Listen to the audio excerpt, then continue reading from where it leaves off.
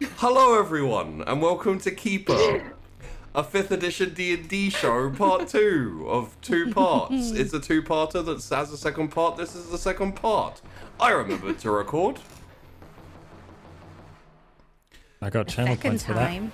I did too. Nice. It upsets me that none of you believe in me, and also that I keep proving you right. Yeah.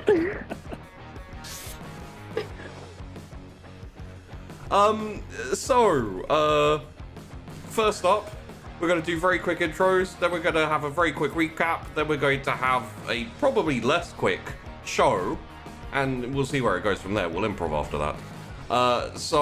Going around, first up, I think we have to acknowledge Elbel, a new partner on Twitch. Just got it a day ago, 2 days ago? Like 36 hours ago, yeah. 36 hours ago. Not that I'm counting. No. The exact amount of time you've been up and having panic attacks? Basically, yes. Yeah. Hi, everybody. I'm Ellie Elbel. And I'm very excited today. I was like, the minute the show ended last week, I was like, I'm ready to keep going. Like, I'm ready to hop into the story. I'm playing a vet for today, and I'm a sorcerer and excited and like taking chances. Awesome. We also have Tash. Hey, Tash. Thanks. Hi, I'm Tash. Now you may have seen me before in previous shows, but today I'll be playing as Tarowin, who is our half-elf ranger. I've been freaking people out with my ears because I've had them on since about 2 o'clock. And every now and then people see me and they're like, what are you doing? So we're going to have a little bit of chaotic energy today and plenty of glitter because I'm already suffering. Wonderful. And you have a crown. Yes. I do for now. Whether I have a crown at the end is a different question. No, you can't ever take the crown off. I've just been wandering around with it on and I keep forgetting about it. I was like, Because it feels so natural. Stuff I Yeah. have. Yeah, I mean, it does. It does look very natural on you. I do deserve a crown. You do. And we also have Josh. Hello, Josh. Hello. How are you? I'm good, thank you. I'm Josh. You are. I will be playing Borgen Nipwiggle, the wizard / cleric. And I cannot die, even though I want to. Well, I think of everyone, he's the most aware of how easy it is to die, and the least keen on dying in a weird way. Yes, I'm sure there will be plenty of opportunities to do that, which I will not be able to take full advantage of, but Yes. We'll see what happens. What was the kill count for Borgen Lost? I think I only died like twice. Really? Yeah. One going through the traps because I was the leader. Alleyway. Intro. Yeah, The intro, yeah. And the chat at the beginning. You had to show, and then I think... Did Tarowin shoot you? Oh yeah, no, it was three. Yeah. Still more than most people in a Yes. unless you're in the Marvel Cinematic Universe, you don't generally get to come back to life from the dead that many times. On Naruto. And yes, also Tessachka. Hi. I told the crew before the stream that I'm a little bit shaky because I finally posted my setup on Reddit and I got quite a response. It's really cool. I've been wanting to do that for years. I wanted to do it before I ever even streamed because I had like a very silly laptop setup with like a few extra monitors for EVE Online. And I thought it was the shit. And it was the shit, okay? It's been the shit every single time. I've just always chickened out. And so finally, I literally this morning, I was about to chicken out and I was like, no, hit the damn submit button. Just do it. And it's been mostly very good, and I'm just happy that I finally posted it. So anyway, yeah, that's my crazy morning. And now I'm about to play Mia for you guys. She is a rogue, and she's not a, I want to say changeling, but she's not a changeling. She's like a chameleon. That's the word I was looking for. She has this ability where she can take on other forms and memories. If they're dead. Yes, if they're dead specifically. So, yeah. We'll see if, she changes into something or someone today. Yeah. I get the feeling if you meet anyone interesting, you're gonna want to kill them to take on their form. Oh god. I'll kill you if you ask me. Oh, whoops, that's wrong. I just changed my name in Zoom to the wrong person. I'm really sorry. Yeah, you did. The other character on the show that's next week. I'm really sorry. It's nice to have you back, Kareen. So, let's switch over from this lovely, energetic music to something a bit more chill. You know what? We'll go with what we were on at the end of last episode, which was a bit more sneaky. So, last week, we had an intro to all the characters. Borgen, Nipwiggle, got stabbed and died in an alleyway. Yvette had a little bit of a chat with a weird voice while she was sitting in her room. Mia walked in to a morgue as a tall, blonde, muscly woman. And Tarrowin was miles and miles away and not even hurrying to go to the meeting that they were all going to have to go to.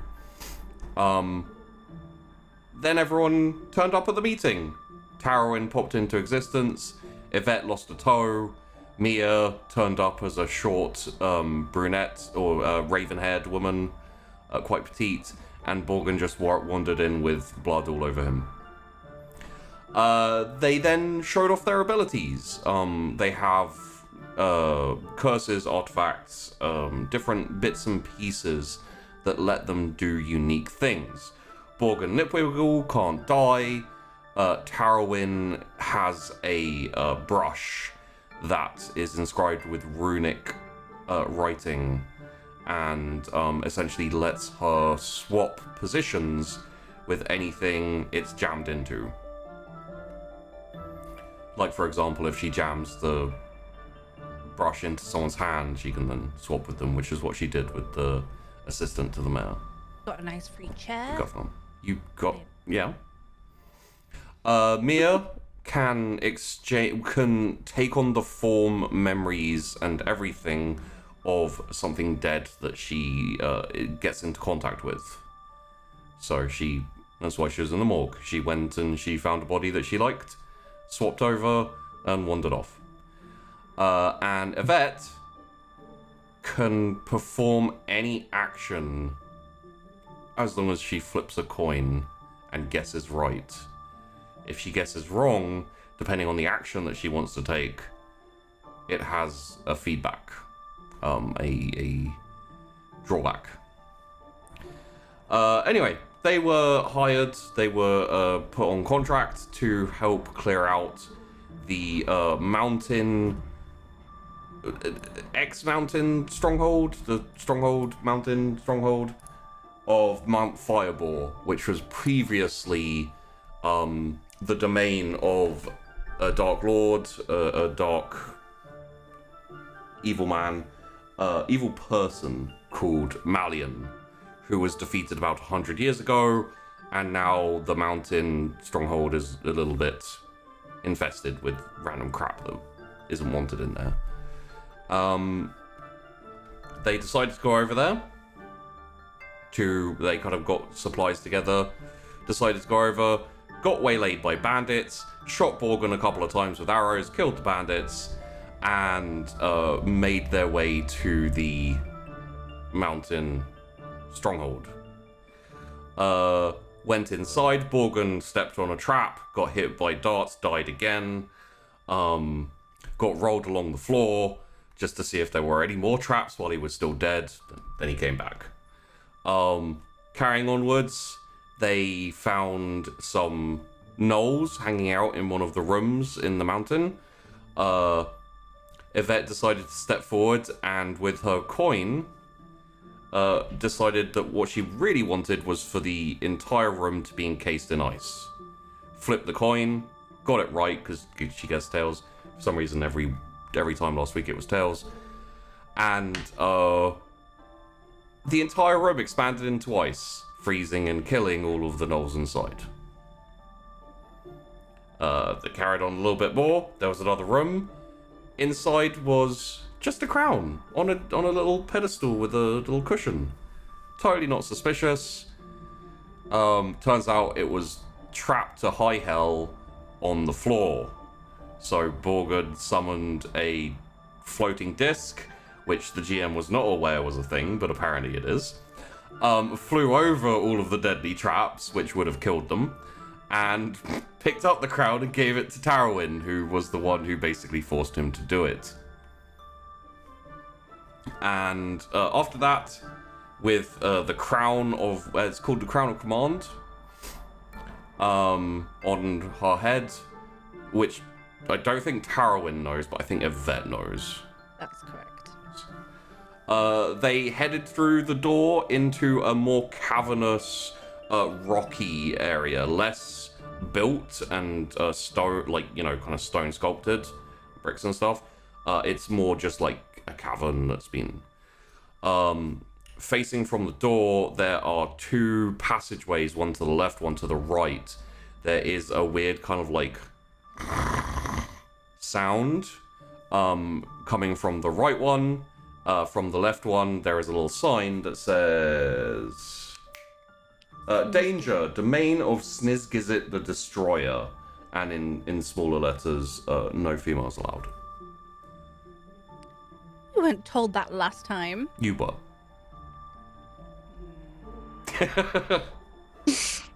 There is also a kind of like stairs going downwards, and further past that is a door which is chained and locked.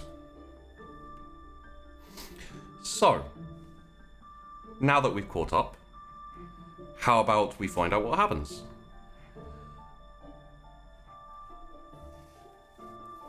So, you are all, as previously just described, just gone through the door, and you can hear the weird grumbly noise, and you can see the sign. You essentially have the option of, you have the option of doing whatever you like. If you really want, you can leave the way you came and be like, bugger that, this is crazy. But then the GM's gonna have to really think of things for you to do, because we got like 3 hours or so. 3 hours. Move them outside instead. And we have to fight all of them all at once. Yeah, just meteors start pouring down in the specific spot you're trying to leave. This is what you get. Okay, well, I'm quite happy fitting that right now. Yep. I'm very curious to know what's making that rumbling noise. Why? Because if it is sleeping and it wakes up, it might come and try to eat us. It sounds like sleeping to you? I don't know. Snoring, maybe. Maybe? Kind of a like a maybe two boulders rolling down a hill. But there's no hills inside. Could there be hills inside this place? Inside the mountain? Right, it's a mountain. It's made of hills. Yeah, but they're on top. Where? I don't know. I mean, anything is I think possible. It's snoring, though, because the rocks would have to then roll back against them. So it's too often. Mm-hmm. Right, I could try and sneak in that general direction, or we could send Borgin. Well, our fearless leader. Yeah. Too late. Too late. Not falling for that one again. But you're a fearless leader. Yes, but I'm also apparently a fool. You are not. I'm not dying. I don't want to die. You just didn't Or I die. do. You went. You survived Just that. come back. Yeah. I So always effective. survive. It's really painful. No. Someone else go first. It's kind of fair. I understand pain can be unpleasant. What else could it be? I don't know. Good question. I guess I can try and sneak in that general direction. Maybe, and just take a look. I won't go all the way in. Just maybe to see what it is. A peek might be helpful. Look. So all three of you gonna chill there while Mia sneaks forward? I think I'm gonna like bully Borgin a little bit into going in the other direction though, whilst Going because to we're not allowed to go see Snizz Gizzit. Snizz Gizzit. Okay. It says there. Since when have you followed the rules? I tell you what. I'll go in after Mia tells me what's inside. I'll follow. Well, I'm going towards the snoring sound. That's not the same direction as Snizz Gizzard, right? Is it not? No. Oh. Stop trying We've- to avoid Yeah, it, Snizz Borgin. Gizzard's that way. Snoring sound's that way. Oh. And locked doors that way. Yeah, I mean, Snizz Gizzard we know is probably bad. Snoring sound, I just want to make sure whatever it is I'm not going to bother it, but I want to make sure it's asleep and won't try to eat us. Okay. And if it does try to eat us, I am running and hiding behind you, okay? You don't have to go in first, but I'm going to run back here and hide behind you. Not going in first, but at the very least, you do have to die before us.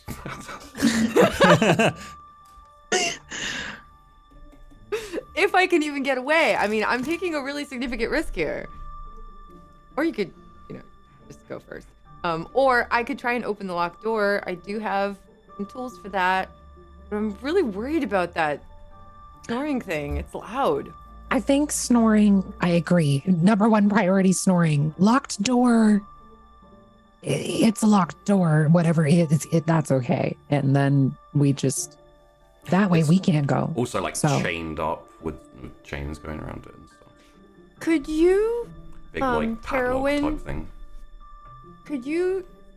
this is a weird question, and this is just, I don't know. You tell me if this is crazy.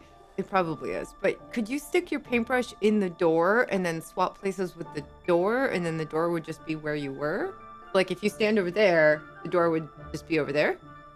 I guess we could give it a go. The chains will definitely work. It can be temperamental, but we'll check out the snoring, and Okay. I'll try this. Okay. Perfect. If you work on the chains, I can work on the actual door lock when I get back. Hopefully, I don't get smushed. Okay, I'm gonna do the thing. And I like stealthily creep along. Okay. In that case, could you please roll me your stealth? I was gonna say take an advantage, but never mind. As Mia's doing this, just so I have a clear picture of what everyone's doing, Borgin standing by the doorway you came in from and not moving? Borgin is, having been told about it, starting to very carefully look towards the Snizz Gizzit room. Okay. It's just kind of a fairly open, kind of naturally formed hallway, passageway that goes off into the dark. Yeah, it's lowly lit, same as everything here. Yvette, Tarwin, are you doing door or? I'm trying to I'll feed the brush through some of the chains, and Okay. I'll sort of go to the other side of the hallway and just try and swap with it. All right. And Yvette's I'm probably just observing. I'm just watching Overseeing, everybody else. yeah. I'm overseeing and Yeah. just kind of watching everybody else do the thing because I'm curious about all three, and I don't think I have one I'm particularly more interested in. But You could, especially, you could oversee Borgin staring skeptically at a sign. yeah, So Tarwin, it does work. You essentially, jam your you jam your brush into the links of the chain, and kind of step back, and then do the swap, and yeah, you pop in, like, basically kind of face flat against the front of the against the front of the door, and the chains just kind of like suddenly appear where Tarwin is, and then I'm gonna. jingle jangle. Would you very nice. Would you like to wait on that until? Yeah, I'm gonna draw it back, and then I'm sort of. I don't want things coming from all directions, but I am gonna jam the paintbrush in the. Is there like a keyhole for the main door, or? There is, yes. I'm gonna like pop it in the keyhole. Okay. It's really stuck, All right. but I'm not swapping with it yet. Not swapping it. Okay. I will say that the chains don't make a super load of noise, but there's probably like a from the room where Mia's going. Mia,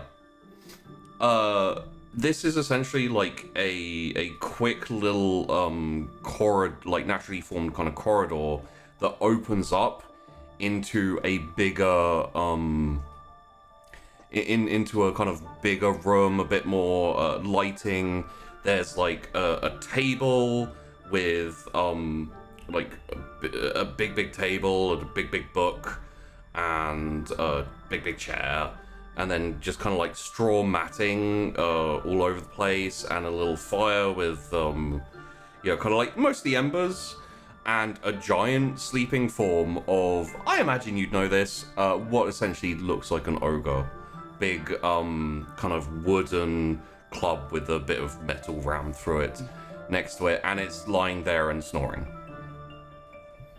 So I'm literally like peeking out to see all this, and I'm like hidden in the shadows, and Yes. I'm all dark, and except for the crown, well, not the crown, but the weird cat ear thing. And I just kind of look, and I see what it is, and I'm like, okay, that's enough. And I Can you also roll me your perception, please? yes. Okay. You do see a little bit more. There is like leftovers of what looks like possibly dinner, mostly bones and bits and pieces.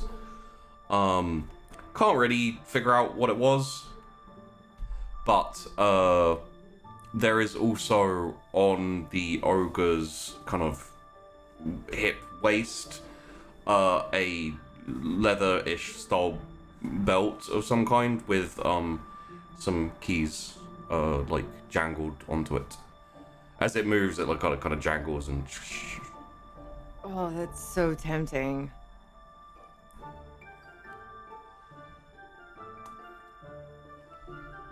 I really don't want to wake up the sleeping ogre.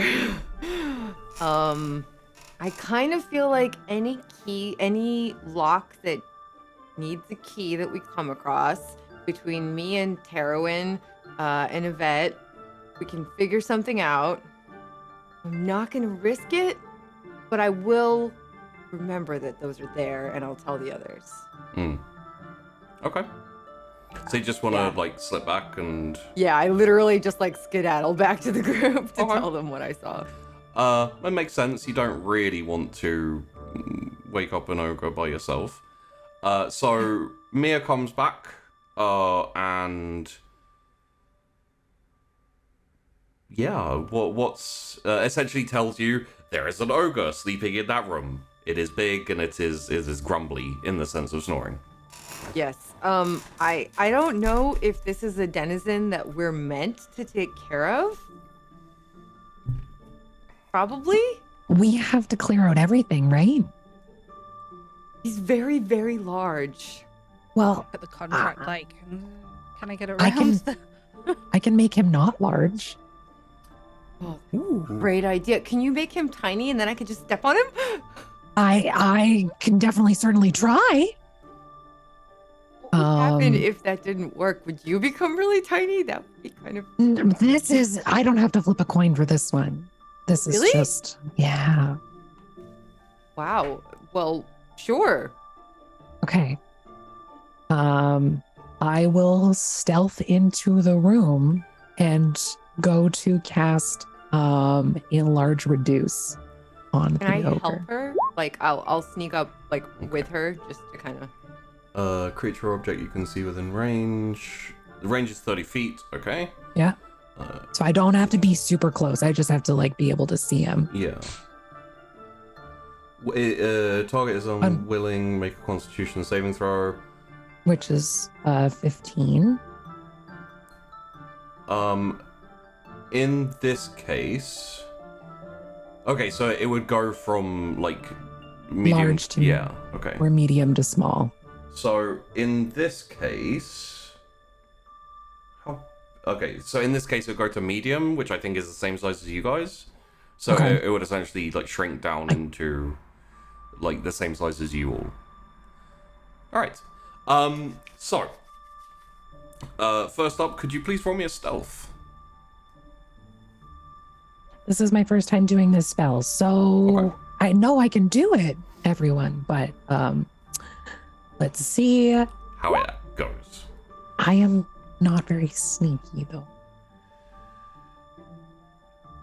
I am helping her though. Is that okay? I don't know if that makes a difference at all. In terms of stealth, I would say, unless you had something that is, you know, an ability or something that helps with stealth, essentially, you make noise as you make noise. Can I help with guidance? Guidance is... A cantrip that Okay. adds a d4 to the skill check. I would say, in this instance, yes, because at no point has a vet displayed stealthiness. And it would make sense for you to go, ho, ho, ho, before you go. Here's a little help on your ability to be stealthy. Or, like... Okay. I poodle up and I'm like, please, dear God, don't die. And I tap you on like the back of your hand. I'm like, Belican, bless you, give you the time and space you need to not get us killed. Thank you. And you get a d4 And you, Okay. to add to your skill check. you feel the warm blessing of Belican, the Thank god of you. time, come over you. I appreciate that. Stealth is not my forte, so Okay. and I'll take that. That is better. Yes, you managed to essentially not only make your way up so you're within sight and within reach of the what's the spell called? Enlarge or reduce. Enlarge or reduce. I'm assuming in this instance you're going to reduce.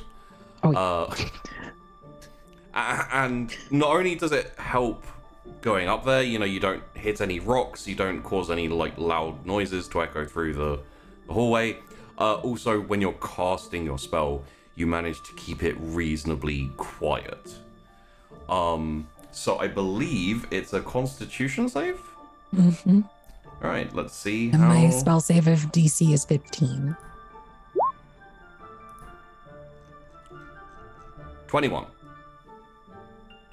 So you kind of you start kind of forming the words, engaging the power within you, and you kind of push towards the ogre, who farts and rolls over. That didn't work. Darn. Okay, and back out. Maybe. Yeah, It's just let's- like maybe let's just go back. Yeah. He's still asleep, right? He's still asleep, yeah. Okay. Okay. Okay. So He just kind of I'm- naturally resisted the. yeah. So I'm like as we back out, because we're literally just like going like this.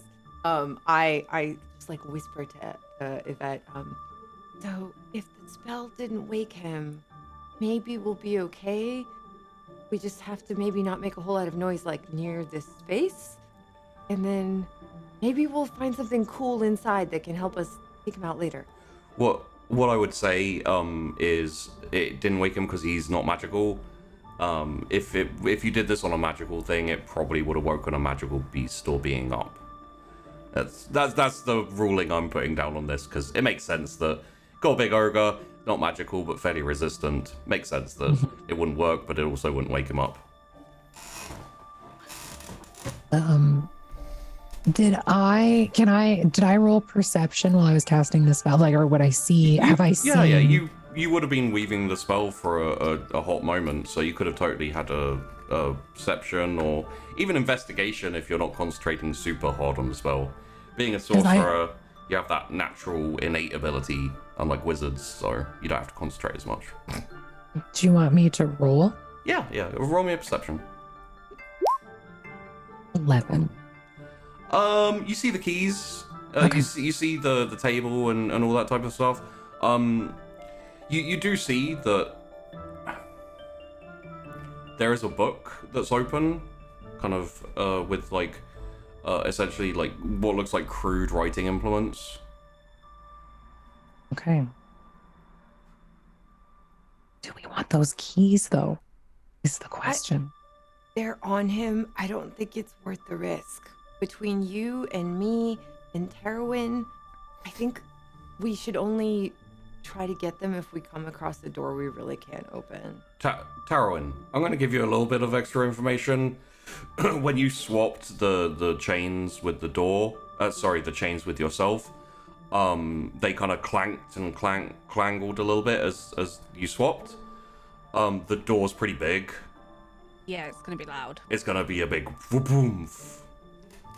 I mean, I can put it in the side room, and like shut the door behind me, kind of thing, and muffle it. But it's still gonna. I mean, which side room? Be loud. Not the one with traps on the floor, but we had 2 other side rooms. There was one other side room, and it's an ice cube. I thought I went into one. Right, all the way back at the front. Okay. Well, I'm not so worried about that. Yeah. It's viable. You could go all the way back there. Jogging. We'll see what they have to say. Okay. So you guys come back and you're like, well, he farted. Aside from that, not much else happened. Yeah, I mean, I can swap with the door, but it's gonna be loud. So. Well, can I try my thieves' tools on the door? You can. Or are you essentially trying to pick the lock? Yeah. Yeah. You can brush out of the lock.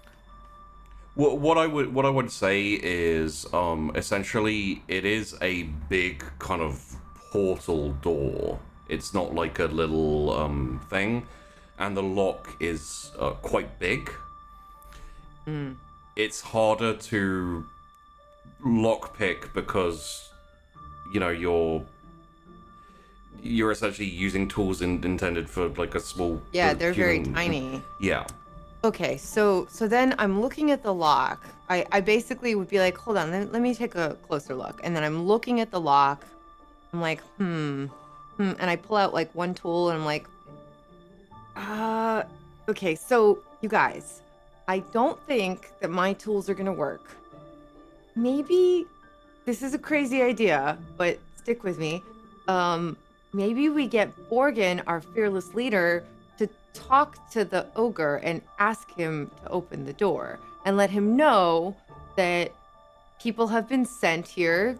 I mean, us, but people in general have been sent here to clear out the mountain, and it's his home, and we don't want to like necessarily fight him or force him out. We just want to ask him nicely, to maybe open the door and just let him know that technically we have to make him leave, but like we'd rather just ask him. Maybe there's a better place he'd like to live. Maybe we can like do some mutually beneficial stuff here or something. What do you think? Yeah, good luck, Bogan. I don't like the idea of being a magical repo man. It seems mean. But I can talk to, and points like either the ogre or Snizz Gizzit, whoever that is. Could we? Snizz Gizzit the Destroyer.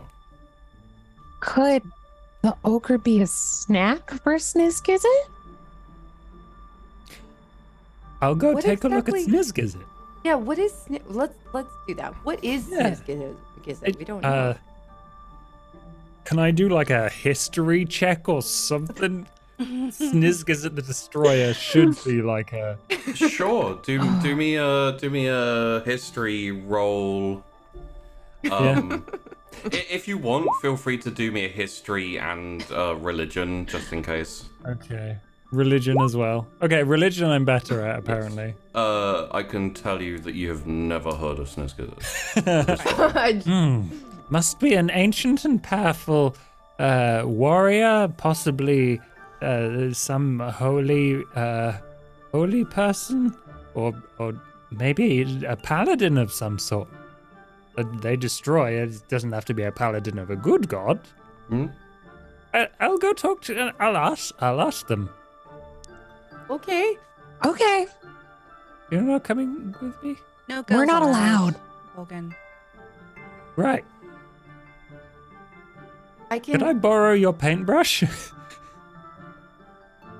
Why? What for? just stick For it a in the quick escape. chains. Oh, it Yeah. will work for you. Oh. No, but it'll work for you. I'm not coming to get you. It would swap you with That's- Taro. Yeah. When I'm done talking and you want it dead, I mean, there's no better swap, I'd say. Taron's very good at killing people. I'm like, that is true. Don't lose it. I don't know where I would lose it. Thank you. And I scamper off to see Snizz Gizzit. Okay. Are you trying to be stealthy, or are you? Okay. So you wander up. It kind of twists and turns a couple of times. Takes like maybe a minute, and then it opens up into something similar, but a lot shorter, a lot smaller. Essentially, it's like a small kind of like cave area. Lot of like strewn straw around. Even as you walk up towards it, there's like broken chairs and like destroyed tables, broken jars and jugs and glasses, and everything is just absolutely wrecked. And when you get to the kind of cavern area, you hear like a kind of scratching.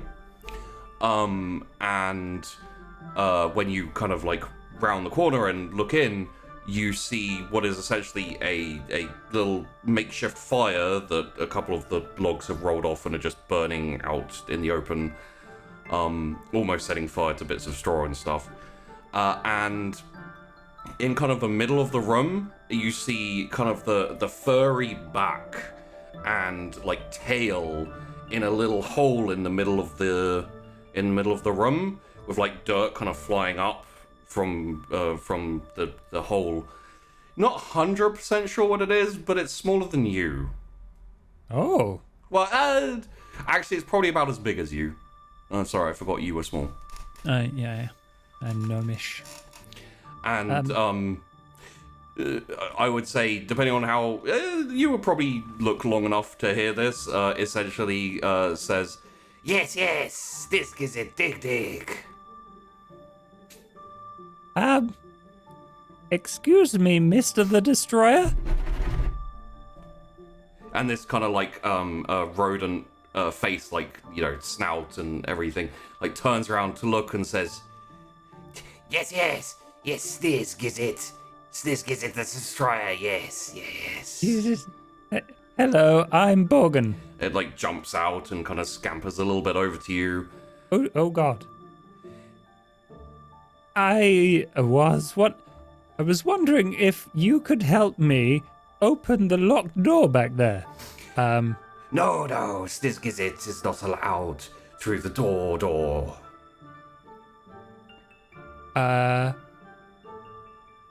Well, maybe you would be allowed if you went with me. Do you know what's behind there? Yes. Is more rooms. Oh, good. Is Snizz Gizzit's clan. Clan? Clan. Yes. Would you want to go and see them? Snizz Gizzit wants to go and see clan again. But Snizz Gizzit was exiled, banished. That's not very nice. No. Why did they exile you? You seem lovely. Because Snizz Gizzit is a destroyer. No, you're perfectly harmless. Yes, Snizz Gizzit is harmless. Snizz Gizzit is good. Yes, exactly. Well, how about you come with me and we try and open that door? Have you talked to Igorot? The ogre with the keys? Yes. Keys. He's sleeping, so I don't want to wake him up and get squashed.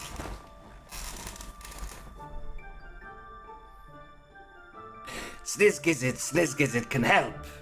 If you want help, we can go and talk to Igorot. Okay. Come with me. And Borgen holds out his hand to take Snizz Gizzit's. Snizz Gizzit like takes your hand. I lead him back to the others. This is Snizz Gizzit. Hello. Snizz Gizzit. I'm Hi. Snizz Gizzit. Hi. It's very nice to meet you. Hello. The Destroyer. Yes, the destroyer Wow. is very fearsome. But some of his friends are on the other side of the door. And apparently the ogre has the keys. So 2 and 2 is 5. So we'll go talk to the ogre now. Okay. Or Sure. Yeah, you've got this. I think I do. You do. Fearless leader. Go to it. Yes.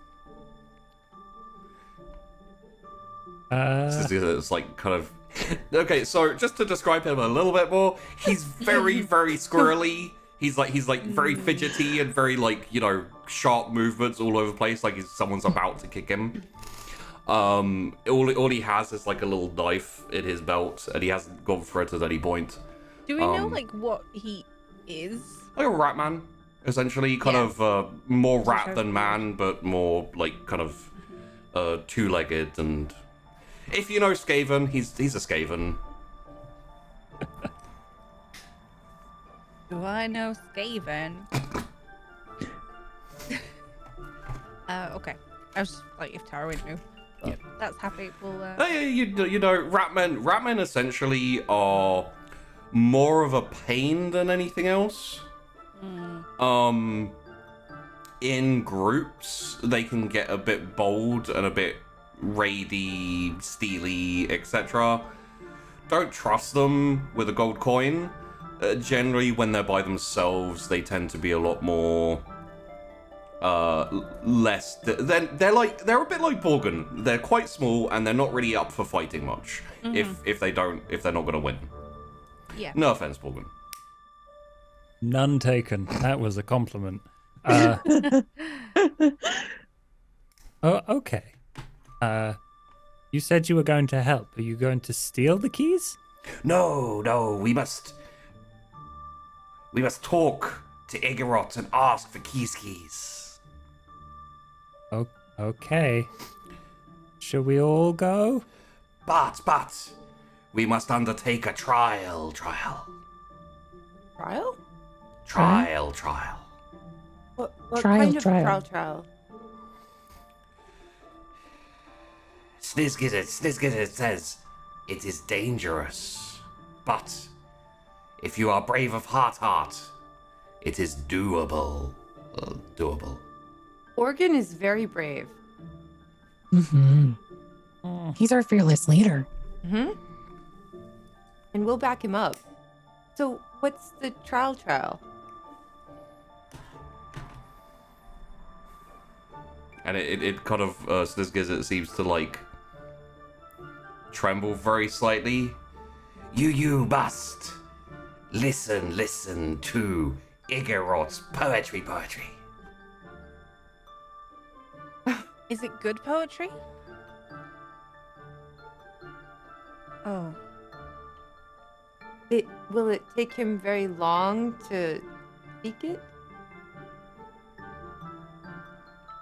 Oh, okay. Okay. We can. Yes. Come. Will it do any permanent damage? It does a little shrug, maybe. Have you listened to the poetry before? No. Snizz Gizzit is banished here. And has had no reason to leave. I look at Erwin and Borgin and Yvette and just like, let's try it. Okay. I'm just gonna pop this back in the door really casually, like ready to leave. Like, Do I have anything for earplugs in my mouth? Oh, great.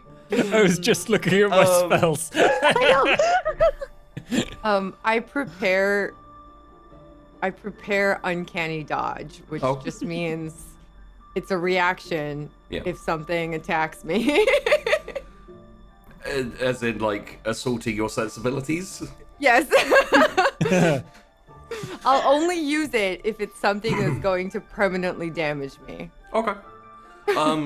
Would everyone like to go with to meet Igorot the poet, the ogre poet? yeah. Yeah. Okay. So, Snizz Gizzit, now leading Borgin by the hand, the rest of you following, basically takes you through into the room where the ogre was sleeping, and is still sleeping, and Snizz Gizzit says, Igorot, wake up! and there's this kind of like,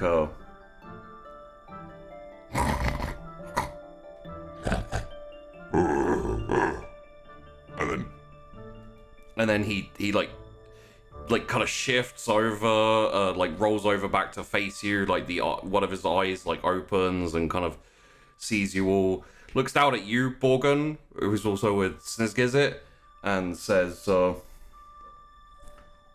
What do you want?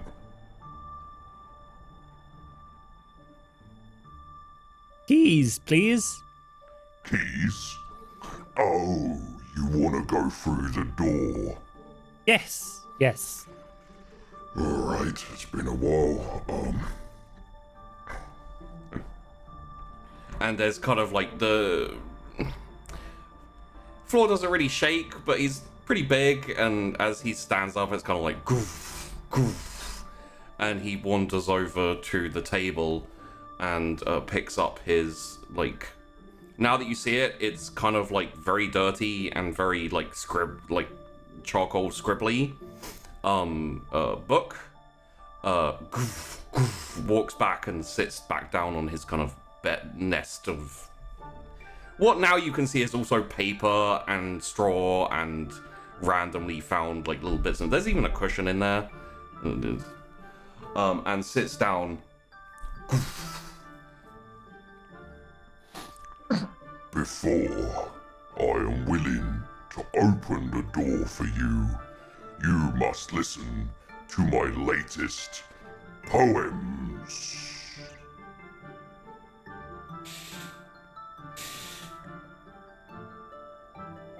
Taroin is really good at that. She's a great listener. Good. So, what you need to do is listen and tell me what you think. 'Cause I don't have many people to listen to my art. Yes. As long as you don't take offense. All feedback's constructive feedback. When would an artist ever take offense at critic at bad words about their art? Often? So, are you willing to undertake this challenge? Yes. Good. I give like Borgen the nastiest look. Okay. This one is called Wet Rocks.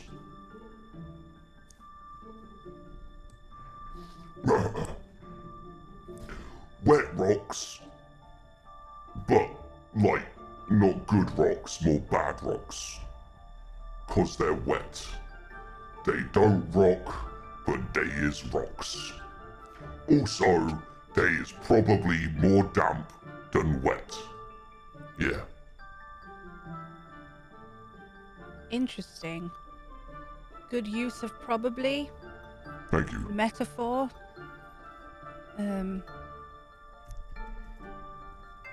What makes them bad, though? They're wet.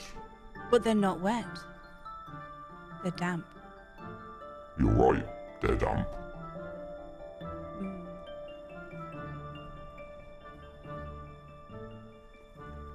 I'm just like pensively staring off like, this is my life.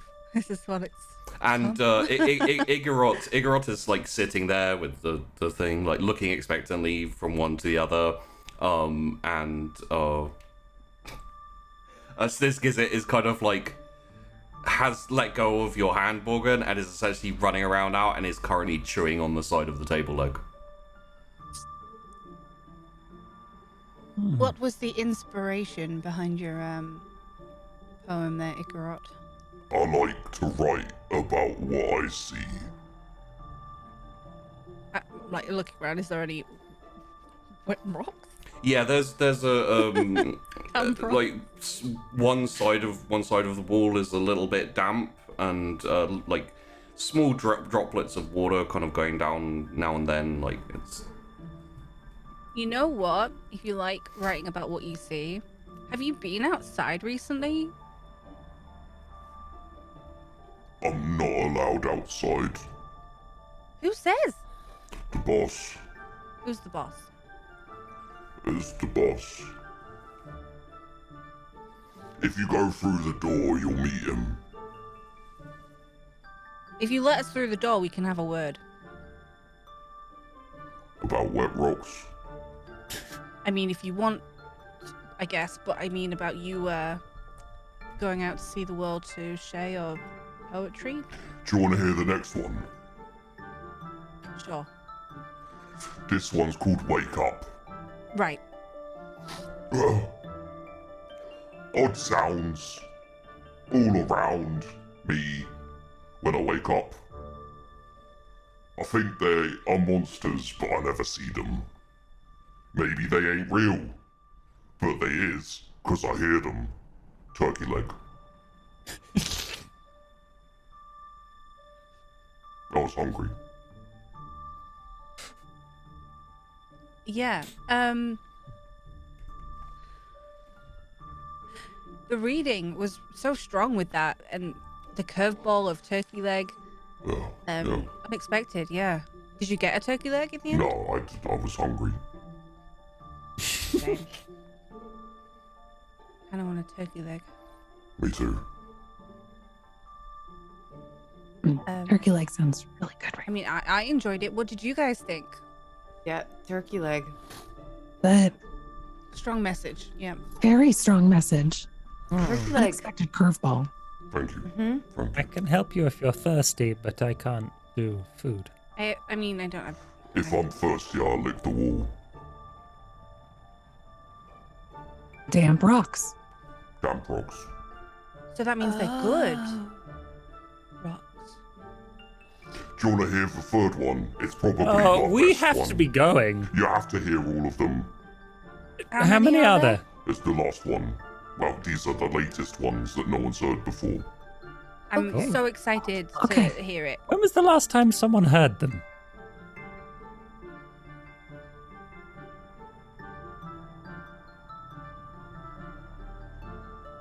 That long ago. Yeah. Wow. Prolific. Rush art, Borgin. This one is called Gnomes. Good nose. Gnomes. Yeah. Did you know that gnolls bark sometimes when they are eaten? I didn't. Also, they called gnolls, but they also have a G at the front because it's silent. It's sad that anything is made to be silent. Maybe they should be called gnolls. Such an empowering message. I agree with you. They should be called gnolls. Thank you. Such a shame that this isn't being shared with the world. It is a really big shame. Contained You by you this should go forth mountain. and share your poetry with others. Well, it's not my job. I have to stay here and guard the door. What if don't want- we guarded the door? Yeah, or And- also, are you trying to keep people out or keep whatever's inside in? Or both? Yes. We can do it for you. We can help if you give us the keys. You could go forth and share your poetry with the world. It's wonderful and It's awful. Was it? I have an important exception. I don't want to be called a gnome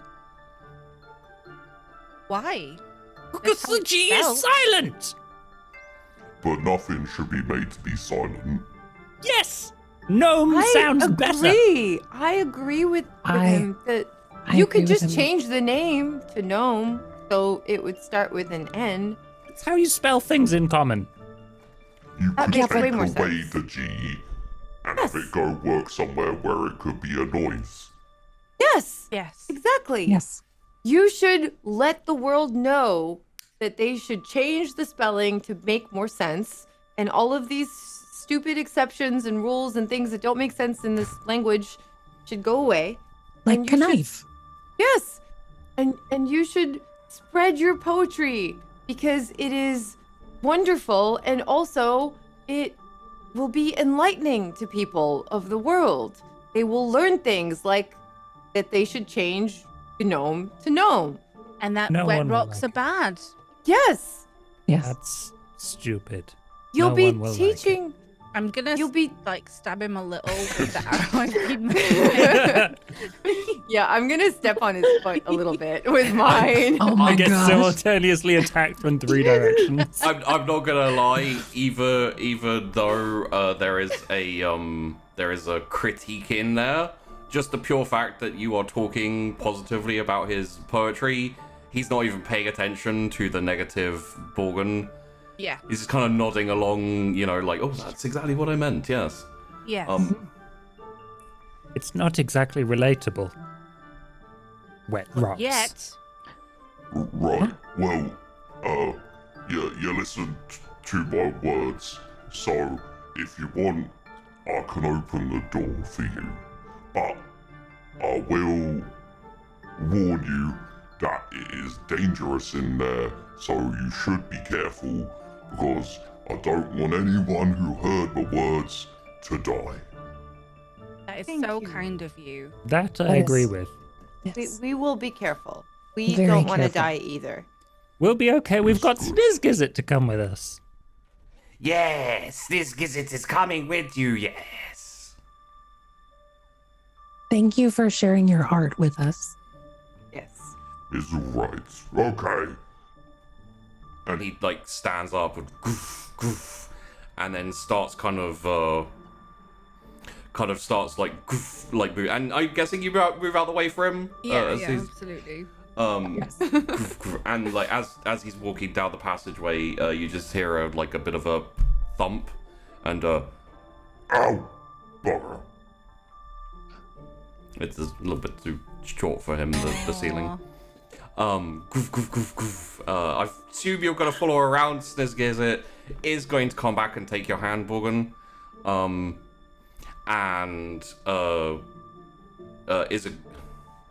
Is it fucking names? Ogrin? His name is Igorot, not Isagot. You're right. Igorot leans down, shoves a slightly smaller key than some of the others, but still quite big, in the door. Click, unlocks it. Wasn't there a chain on here? Do you know? Not when we got here. Fair enough. And unlocks it, swings the door open. You can see, like, forward that way is just a hallway. There seems to be a few doors on the left and on the right, and then it kind of looks like it turns into a T section and kind of goes off in either direction further down the end.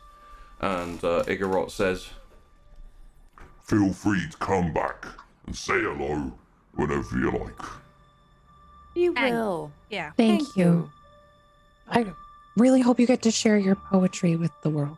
Thank you Me very too. much. I It hope you're was- ready for a harsh reality. Thank you.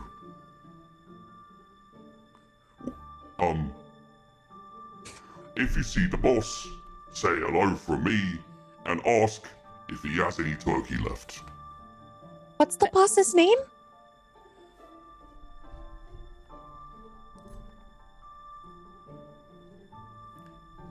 Kimoza. And remind us your name so we can tell him you said so? My name is Igorot the Poet. Okay. It was great to meet you, Igorot. It The was poet. great to meet you too. Travel safe. I'm gonna go back to sleep until there's food. Okay. Sleep well. Good night. goof, goof, goof, goof. You're not just supposed to kill the monsters, right, Tarwin?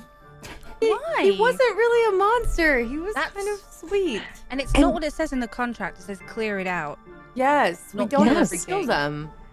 You I can mean- kill him if you want to do it so bad. No, I mean, well, you could try, but you might die again, and you said you didn't like pain. So Make him I do think all we hard could work. convince him to leave, especially once we clear out everything else.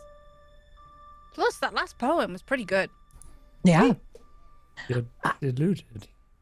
I was really thrown for a loop with the turkey leg, though, I'm going to be honest. Yeah. Now I really want turkey. I'm dying for it. Okay. Maybe there'll be some turkey in there. Yeah. Yeah, he said his boss might have some, right? So, what was his name again?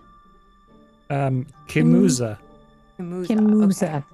Okay, so we'll have to keep an eye out for Kimoza, owner of the turkey legs. Everything Correct. has a title. Yes. Yes. Just to remind you, although this is not a shove in a direction, but I feel it would be insincere if I was to let you go past something that you can see. There is the going downstairs thing, but Like a stairway as well as the door. there's kind of like a stairway that goes down, but it's kind of like Oh. it's almost like a little mine shaft type stairway thing. It's Well, let's check that out. That could be interesting. I mean, we have to clear out the whole place, right? So technically, we have to look everywhere. I mean, So- Yeah. Snizz, is it what's down there? You know? Oh yeah. good question. Yes. Cowslag, the dark one. Yes. Down there. What is Oh, Cowslag the Slag, Dark the One? dark Cowslag. one. You know what kind of being that is? Yes. Can you tell us? Yes. Please tell us. Ah, yes. Down there is a lizard. Oh. With scales and fire. Big or small? Is bigger than Snizz Gizzit. Bigger than me? Yes, bigger. 2 of me? Bigger Close. Igorot? Bit smaller. Igorot feeds cow slugs. Maybe. Maybe we should go down there? Just to see it? I have an idea. Okay. I don't really want to deal with a big lizard. Does anyone know if big lizards can breathe underwater? Yes, Snizz Gizzit. Sometimes. Frogs can. They're not lizards. Yes, I think there are some that can, but we don't know if this one is the type that can. Also, probably cold would be bad for it, because The don't fire. they? Yeah. Well, I was considering just pouring lots of water down there. Could it be really cold water? Like It's ice not going to be water? warm water. Why don't we try it? Let's try it. I'm Okay. down. I'm going to cast Create or Destroy Water, Okay. and just like do my twinkly magic fingers at the entrance to this way down, and just pour. Hang on. When you cast at a higher level, you create or destroy it. I'm going to cast 30 gallons of water down there. Okay. And yeah, just tinkle, tinkle, tinkle, and then like a just deluge of water kind of pours down. Wet rocks. Wet rocks. Made it a reality. It's almost like he's a prophet. Wow, Igorot the prophet is awesome. No. So when you do that, yeah, it's essentially the water like kind of torrents down and all the way down there, and like obviously you can't see the result, but all the water goes down. You want to go check it out, Bogan? Make sure you Yeah. did the deed. I'll Does come it- with you. Does it fill up? That was disappointing. I'll be honest. Yes, I do kind of want to know what actually happened. Let's go see. Yeah. Okay. Don't slip. You're staying here, right? To Tarowin. I want to see too. Oh, okay. You're all heading down? Okay, so it's kind of like a zigzaggy steps downwards, kind of getting like side to side, side to side to side. As you get further down, you start hearing like a splish, splish, splish, splish, splish, splish, splish, splish. And at, probably at the point where you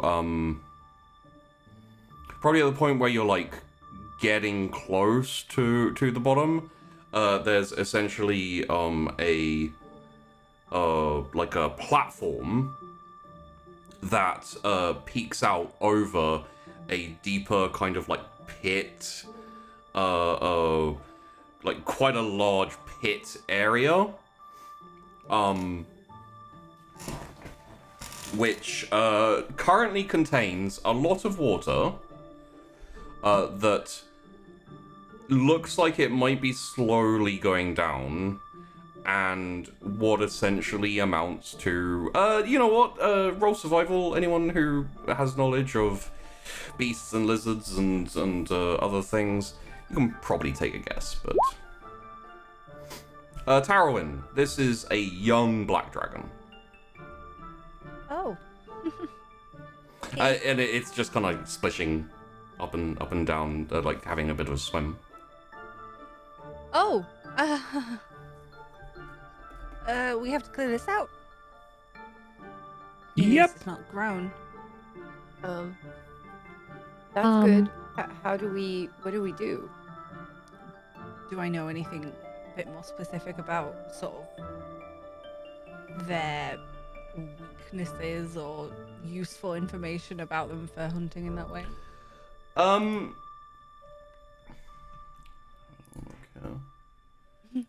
So, what you know about it is, it's not super large. It's probably a little bit smaller than Igorot. I don't think you know particularly too much about the personality of a black dragon, but you do know that it can basically, instead of fire, it can breathe acid. Oh, I don't like that. I would say you would know it as reasonably dangerous. But dragons in general are intelligent and therefore can be talked to. It's just dependent on whether they're, Amenable. Well, yeah, they're like people a little bit. Like, Yeah. it depends on the person. I mean, is it splashing around and having like a nice time? Yeah. Okay, so it's not like a surly, angry seeming dragon. Okay. I guess we're making lots of friends today. Do you want to try again? Who, me? You seem really great at making You friends. provided his paddling pool. You know what? As I don't know. as a It's leader, a dragon. I think it would be very bad to leave it alive. in and it that would be- case, you can talk to it. I don't want to talk to it. I want all of us to make it dead. In that case, you can try and kill it. Well, we're in this together. I'll definitely try, but I need your help. I'll be here to help. Just from back here. You feel like a tugging on your finger, and Snizz like, Snizz Gizzit doesn't want to fight. That's okay. I'll keep Snizz company, and you can do your thing. Hold this. I'm giving him the paintbrush. Uh, If he's gonna hide, I'm gonna like just like put it in his pocket or something. okay. I want to run away as well if he gets away. It doesn't count as well if you swap with him. Well, it's you running away and putting him in danger. Is he might get away eventually. This is how Attack on Titan starts. yeah.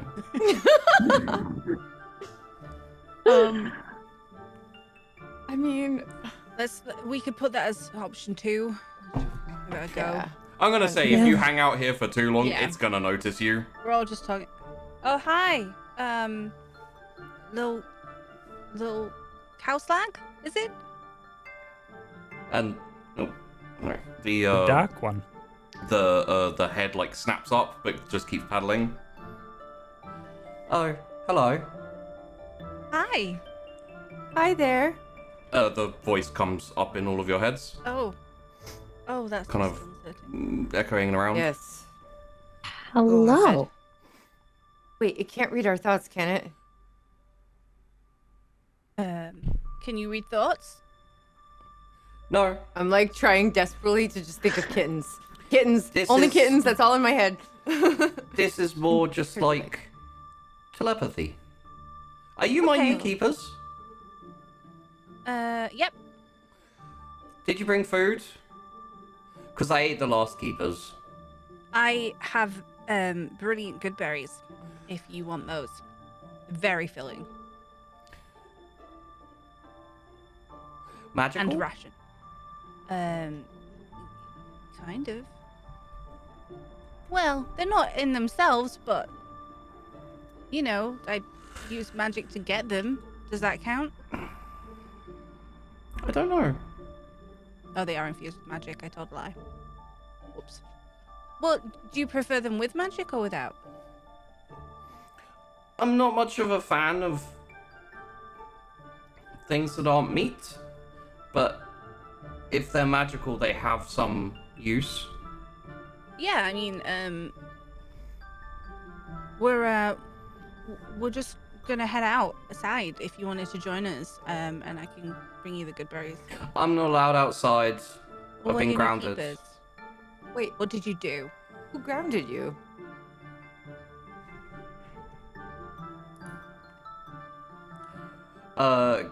Kimoza.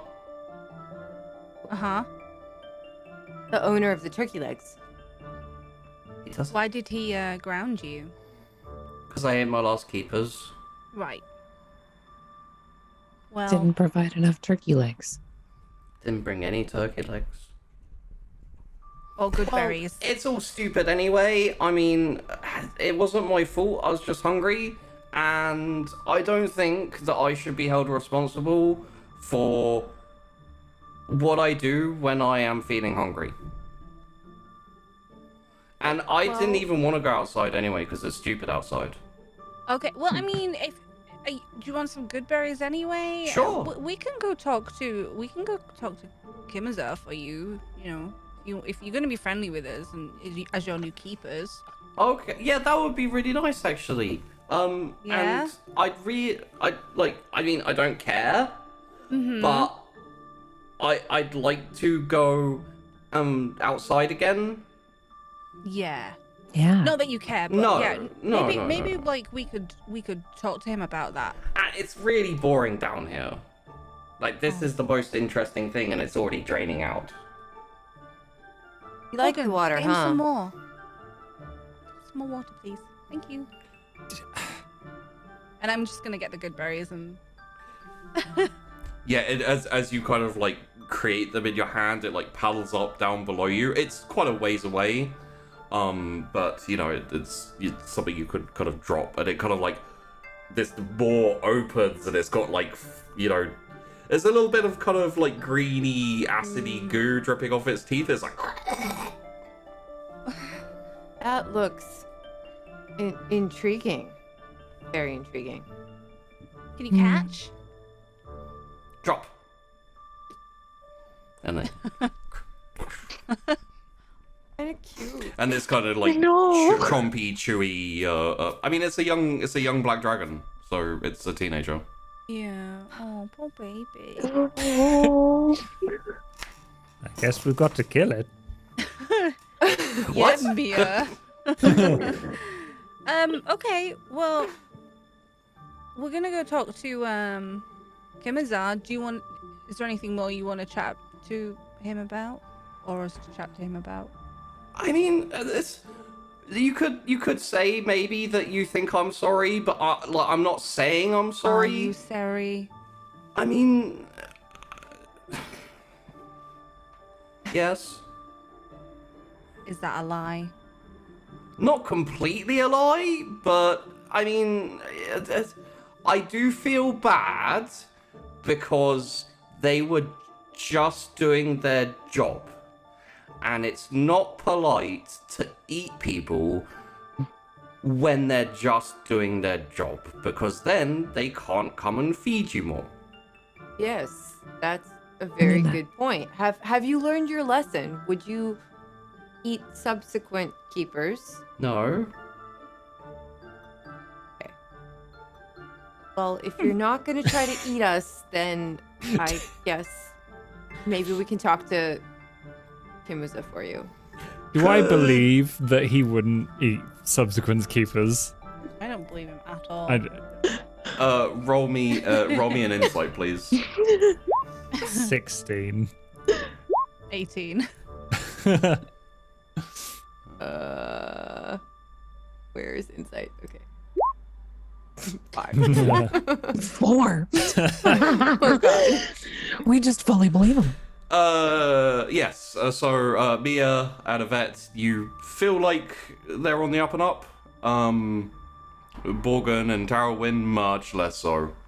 It's not like, oh, I'm totally gonna eat everyone. It's much more like, I was hungry. What am I supposed to do? it's much more like, I can't promise that. Yeah. But I'm willing to try. Well, we'll be good, and we'll go talk to Kimoza for you, and you can come outside with us. Brilliant. If you'd but like that. Yeah, no, yeah, that'd be okay. Could you bring food back, maybe? Oh, We'll God. try. Yes. He wants everything. That'd be like Igorot feeds me, but he just throws down whatever he can find. It'd be nice to have like sheep or something like There's- that. There's Some kind of rat man. What? Oh, nothing. We'll This find you Gizzit something. is not food. No. No. No, And in fact, definitely not. if he attacked you, Snizz Gizzit, we would defend you. Yes. We would. Good. But we'll try to bring you back some turkey, since you promised to not eat us. Absolutely promise. 100%. Wouldn't even dream of it. Might dream of it a little bit, but you can't control dreams, so that's beside the point. Should have mentioned it. Yeah. Okay, fine. Okay. And stay I here like and be turn good. around and stalk off. Well, like, be good. We'll be back. Oh, if you're going up to see Kimoza? if you're going up to see Kimoza, be careful of the hellhounds and the nightmares, because there's no one looking after them anymore, and they're a little bit feral. And whose fault is that? Kimoza's, obviously. Yeah. Should have replaced the keeper. Wait, were the keepers their keepers also? No, yes. Why is Ignorant not I'm looking s- after them? I'm sorry, but it wasn't my fault. Couldn't you just come with us and maybe I can't eat get them? up. Can you make him The smaller so that he could? the stairway is too Can you shrink him so that he can come with us? It only lasts a minute. So you'd have to really quickly get up the stairs. I just It would take avoid more this than a to everyone minute. Else. Oh, you could Oh. shift him up with us. Yeah. That would work. He did eat his last keepers. If he attacks us, then we can kill him, and I could turn into him, and it would be really helpful to have a dragon. Great. I agree. We can dear. try to just trade places, and then if I mean, that we'll try doesn't to work, keep him just alive. murder. How am I gonna get out? Yeah, I you watch. you You can And, walk. like, So not going I've far. got what- hemp and rope and to- stuff as well, so I was thinking I could. yeah, like, try to it give or you guys something. an idea, you're on essentially like a plateau ledge looking over into a big kind of like cavernous hole. Yeah. And Kalslag is in the bottom in a slowly draining pool of water. Maybe. What I would say is, if you want to get Kalslag out, you could with the swap. It would be difficult for you to then get out. And there's like Kalslag is quite large. It would be difficult to fit them through like possible hallways and things like that. Right. In the bowl type area, you see at the end there's like a partially blocked off what looks like a kind of tunnel passageway that goes off in unknown directions, but it's where the water's currently draining out of slowly. Okay. All right. We'll continue on, and we'll try to bring you back some turkey. Just be good, okay? Absolutely perfect model. No problems. Perfect. Okay. Start heading back up the stairway. I'm like, sure. Yeah.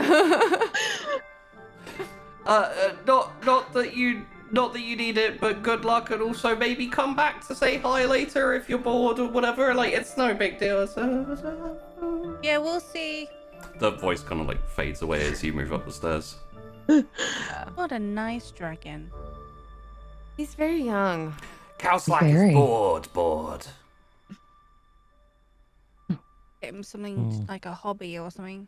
Mhm. Yes, hobbits. Are there hobbits here Hobby. somewhere? Maybe. I mean, Borgen's not. Do you want to live here, Borgen, and hang out with Cowslag? And Snizz Gizzit? Oh, well, Snizz we're Gizzit clearing is it out. fine, This but Gizzit will give you his part of straw. You can sleep there.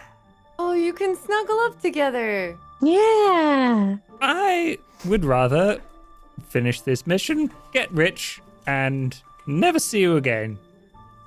Okay, fair. Well then. Onward. Snizz suppose. Gizzit feels awkward. Well, you can come, Snizz Gizzit. Yes. Let's head back up, and do you wanna head through the door? Okay. Going through the door, there are, and like into the corridor, there are. Let's switch this over into.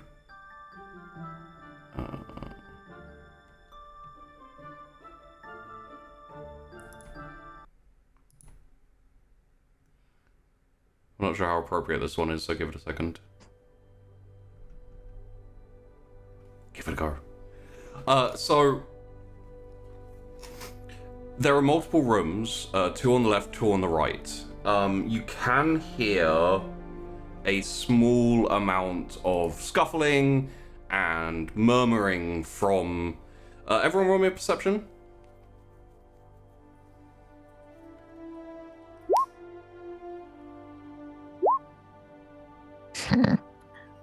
I mean, I could give. So Tarwin and Mia, the furthest door on the left, just a bit before the T junction that kind of goes off to the left, goes off to the right. But that's where the murmuring's coming from? Yes. Okay. So they're on the left. Yes. Is Clan. What should we know anything about asking them to leave?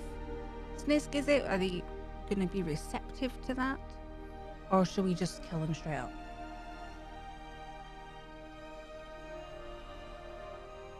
Kill. Oh. Okay. Wait, how many are there? I don't think his forte is numbers.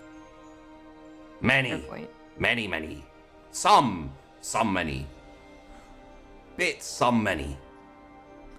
I'd say that's quite a lot. And Okay. goblins. And goblins. Yes. What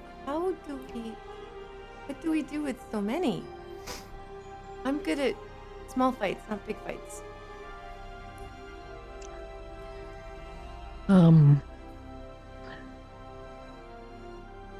Well, we froze the last ones. Yeah, that worked out great. It'd be cool if we had a dragon with some fire that could just burn them all. I But- could Cow try. flag wouldn't be able to fit down this hallway. You'd have to keep them shrunk. I could We have try magic and for that. We do have magic for that. Okay. House like wouldn't fit in the space at all. That makes sense. It would be a very, very tight squeeze, and you'd say either Cowslag wouldn't fit or would possibly get stuck. Ooh, that'd be bad. Especially yeah. with the wings. Fair point. Okay. Well, maybe let's try magic. I could also try and flip a coin to put them in the death room. We Oh, could that's a feed great them to idea. Cowslag. We could. We Like, could we also. could just. Yeah. Well, I mean, it's your coin. Well, what do we think? Transfer the people to the death room or to Cowslag or I would refer to both of them as death rooms. That's actually a very accurate assessment. Why not Death room kill one or death room two two? birds with one stone? Feed the friend, kill the enemy. like it. Do you have an idea, Yvette? Let's enemies to Cowslag. Enemies to lovers. I like it. You go a little glazed when you have ideas. It's sometimes you need to think inward. Oh, that makes perfect sense. Mm-hmm. I don't know. It's not how thing. Okay, well. Okay. With my intelligence rating.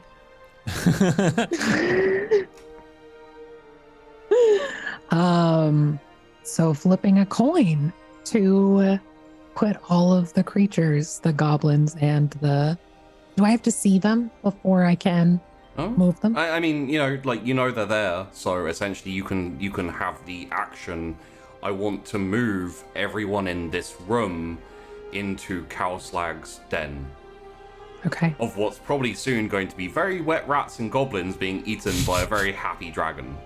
Perfect.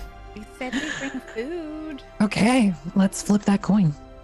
Heads or tails? Heads. Heads.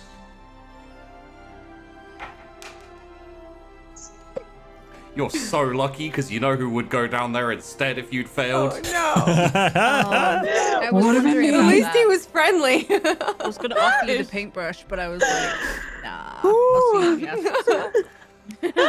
ask. So all of the essentially what was happening in the room, although you didn't need to look to see, was cooking and arguing and like goblins and Skaven. They're basically kind of like, to give you a little bit of backstory here that you won't know in character, but is just because we're not going to know now. They were on strike because they were supposed to be taking over as keepers. Like essentially, the goblins used to be the keepers, mucking out the dragon pits and dealing with the hellhounds and the nightmares and stuff. And went on strike, and therefore like teamed up with the Skaven who moved in with the rat men who moved in recently, and so they just all got transported. I imagine, actually, seeing as the door's probably still open, you can hear like faint screaming and and like a little bit of roaring and like that kind of thing, like maybe some bone crunchings. Yeah. I hope he's That chewing was enough. brilliant. That feels real good. And you're saying that's not a spell? It's not a spell. What is it? Amazing. You feel you feel like a slightly furry hand grab your finger, Yvette. Hello. Revenge. Never again shall Snizz Gizzit the Destroyer be banished for destroying. Yes.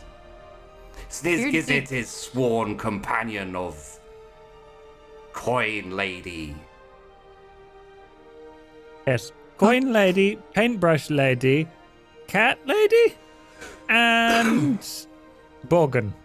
Borgin. Well, Snizz Gizzit, I appreciate your help. Snizz Gizzit will serve loyally as sword rat. Okay. Great. Wonderful. Thank Unless you. it's very dangerous, in which case Snizz Gizzit will run away. Well, don't It's run okay, too far. You can hide behind Borgin. Yeah. I'll be hiding behind Borgin. He's our fearless leader. Snizz Gizzit like turns around to look at you, Borgin, and does a little wave. Hello. Okay. Okay. So that worked out great. Ooh, adrenaline rush. Okay. So A little concerned about the hellhounds, though. Yes, those do sound. Well, maybe we could do the same thing. I don't know if that'll work twice in a row. That was so great, though.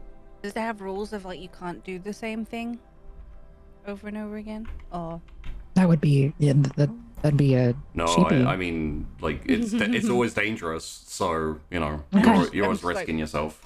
casual chat with Yvette. Like, how many times have you done the same spell, Yvette? Well, getting that wine is really lovely. Really nice bubble bath of wine. Some clothes. I've done those a lot. Do you want to know a bit, like, if you want, by the way, and again, I imagine this would be Tarrowin, but it's open to everyone. If you want more information about the Hellhounds and the Nightmares, like, you can do a roll, piece of survival. Yeah, I'm a bit, like, a little... Okay, well, I don't know. I'm thinking about wine bubble baths. Yeah. Yeah, that sounds lovely. You're thinking, like, if I had a space as big as Cowslag's, I could fill it with wine. Yeah, it'd be like a wine swimming pool. Yeah. Oh my god, that sounds amazing. What kind of wine would I guess it would depend on the meal. And I'm just like chatting away to Yeah. myself. You could do different wines. Regardless. No idea. We'll have to do all of that when we're out Yes, of when here. we're done. This place, I Mhm. mean, Maybe we could renovate. Like, Yeah. would it have to be empty? No. Why? Oh, we're supposed to clear it. I'll pull out the contract again. Like, where does it say this? Carowin. It's hard to describe exactly what this is, but essentially consider it to be like a weird whispered thought in your head. Mm-hmm. Which just says, you could fill it with the blood of your enemies. Mm. Could do. So Could it do would what, be a lot sorry? of oil as well. Oil. Yeah, constructs. You know, the abominations. What is this about Thinking construct? inside. Yeah. You Does she do go a all lot of classy that. too? Yeah, little bit glassy. I'm trying it out. So. Well, what? Sorry, what did you just think? And you're like, wait, what did I just think? You got, what I can say is essentially it's like almost an alien thought. Yeah. A little bit weird. No, just an errant thought. Shall we get on then? All right. Yes, let's continue. Sure. Okay. What are the paths before us? Got the currently? left, got the right, at the end of the T-junction. And you can see as you get to the T-junction, you can see that it kind of goes out and then kind of curls around. So. I wonder if it matters which way we go. Well, Snizz, does he know? Yeah, Like, you've question. been here before, right? Yes, have been here. Was part of Clan before Clan was part of Dragon. Do you think your boss is your ex-boss was in there? Snizz Gizzit has no boss, no lord, no master. Okay. What about Aside from me? Borgin. No, except for Coin Lady. Damn it. Coin That Lady smug is now barrel. Lord and Master. Snizz Gizzit will serve. Snizz Gizzit will destroy. Chairs and tables and things. We'll get you some chairs and tables. Yeah. So, So which way to your ex-boss? Ex-boss is in Dragon. what's down the left path? The left path, that one. Snizz Gizzit like points the way you're pointing. Left path is pens and nightmares and dogs and yes. What's down the right path? Right path is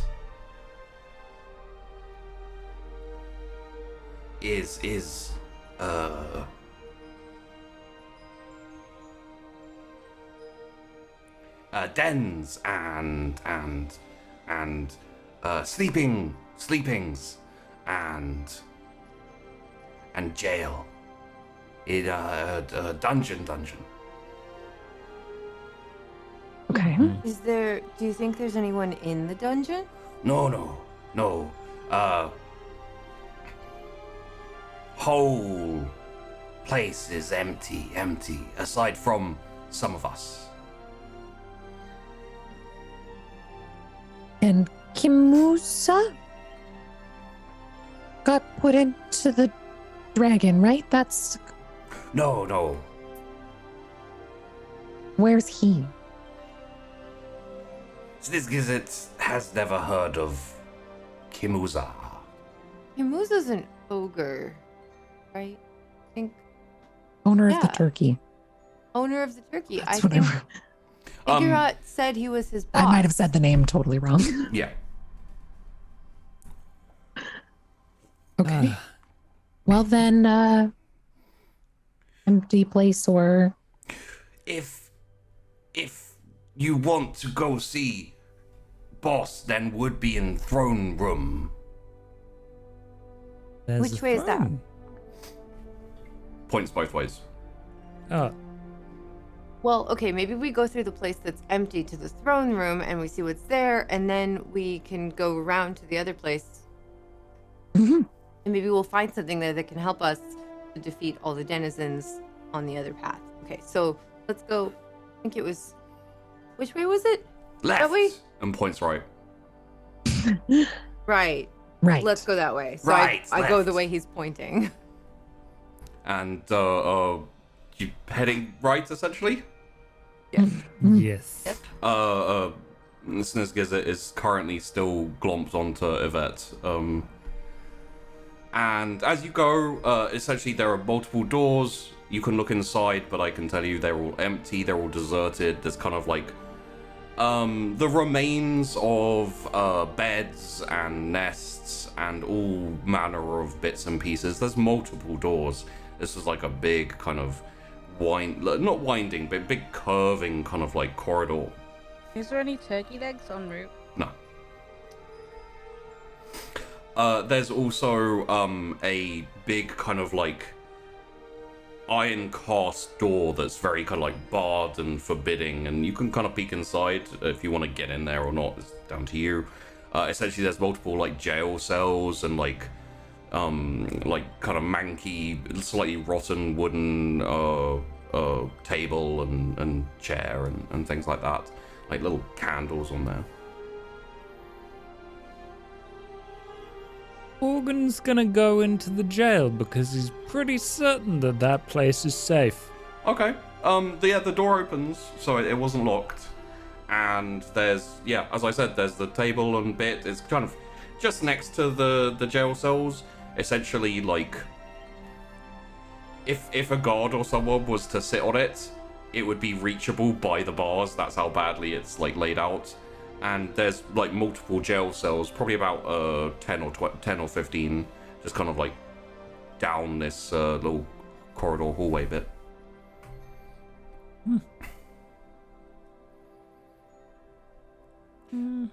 Happy there, Morgan? Yes, I'm just thinking about all the people I could put in here. But how would you get them there? Mm-hmm. I mean, you've seen multiple examples of people switching and throwing people in different places, so... I would ask nicely. Maybe we could. Ooh. So, okay, I have an idea. Well, I don't know how we would make this work, but at some point we have to face nightmares and devil dogs, hellhounds, something like that. It'd be cool if we could have Terwin in the jail, and we'd have her brush, and we could stick it into the things, and then she could swap, and then the things would be in the jail, and Terwin would be with us. But then we'd have to leave her here. That would kind of not work. Huh? Sounds good to me. I mean, I couldn't understand myself.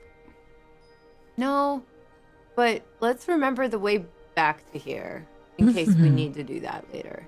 Sounds I'll good. just leave the brush here, and I'll just like stab it in a bench or a chair or something in one of the cells. Like this, it literally swaps. Yeah. Although I'll then- swap with it again, and then I'll be here. Yeah. Yeah, what? but we can move the brush once it gets to us. If That's it all gets to hell and high water, I'll just come back here and then. just leave the brush.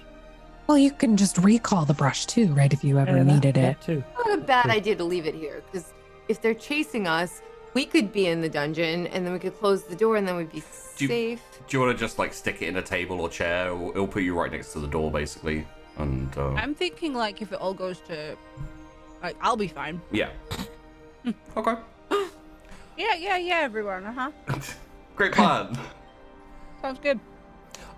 So, you want to carry on down the hallway? down the like curved. Okay. Eventually, after you've passed through multiple rooms and kind of like carved out areas of rock, you get to a large. It's just kind of like a wooden like iron cast door. Doesn't seem to be locked, but the stone around it appears to be much more crafted and shaped as opposed to what you've seen currently, which is very kind of rough and jagged, and it's just kind of like someone's dug into the mountain and then gone, and everyone could sleep there. Good job. This is a lot more kind of like bricks and stuff like that.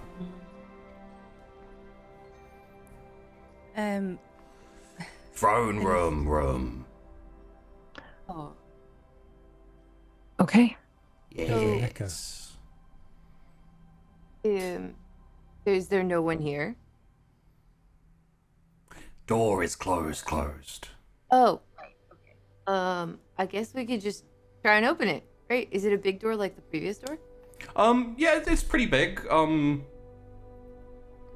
It looks like it was designed to let in things that are larger than New Lot.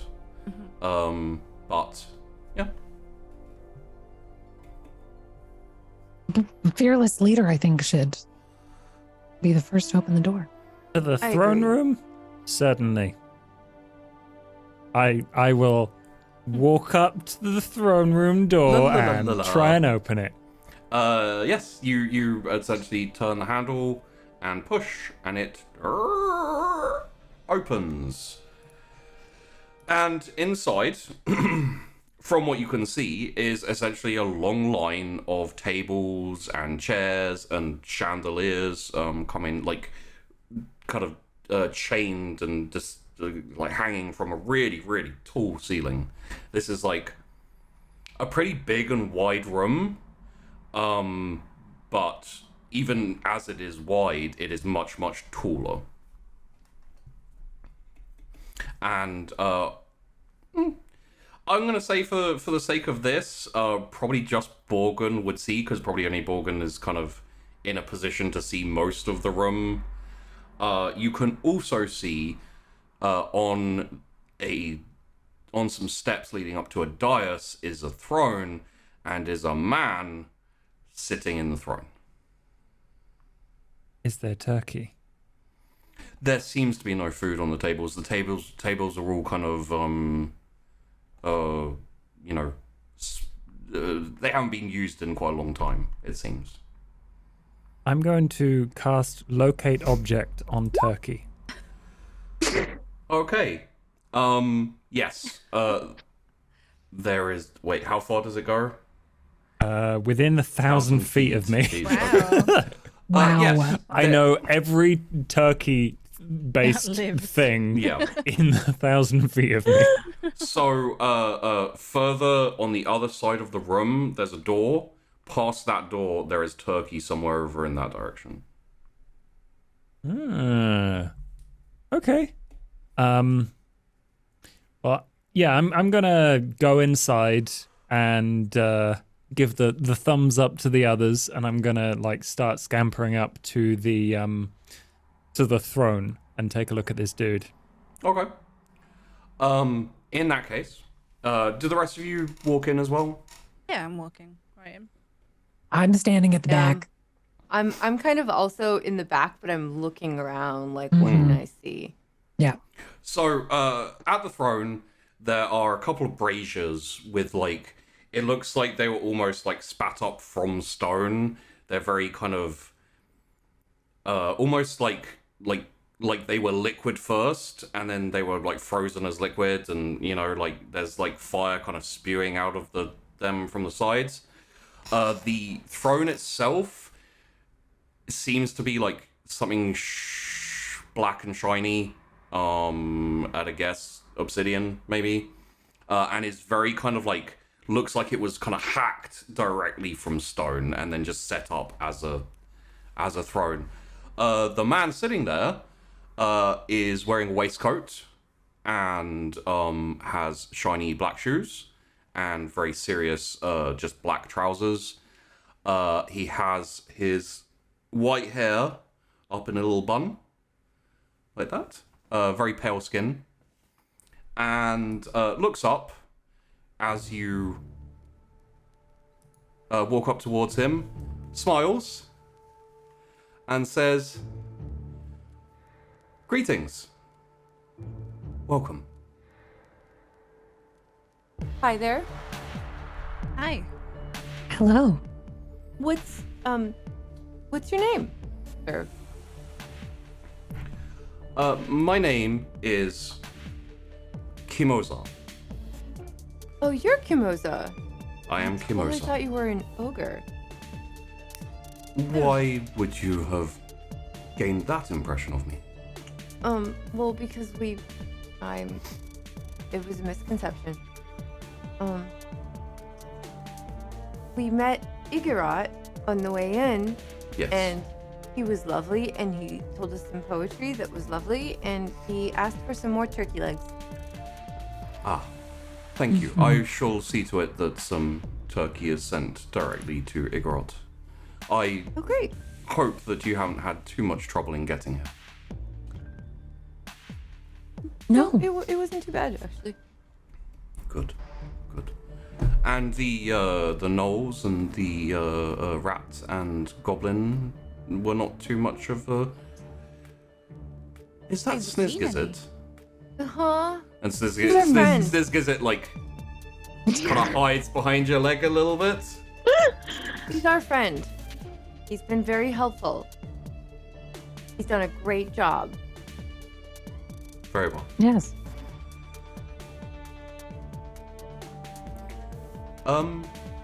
So, I presume you're ready to start your task?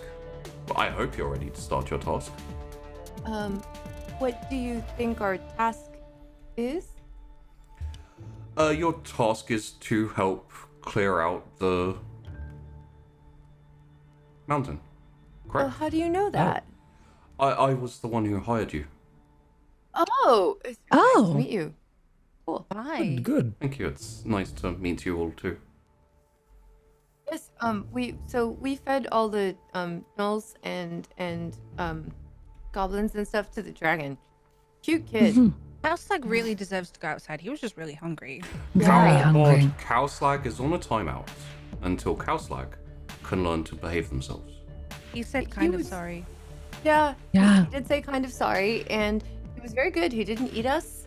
And he must be really full now. We just literally fed him all those goblins And he ate a lot of good no. berries. Yes. Yeah. Well, if you are able to complete your task, then I will consider a reprieve for Cowslag, Okay. perhaps. What's left to complete the task?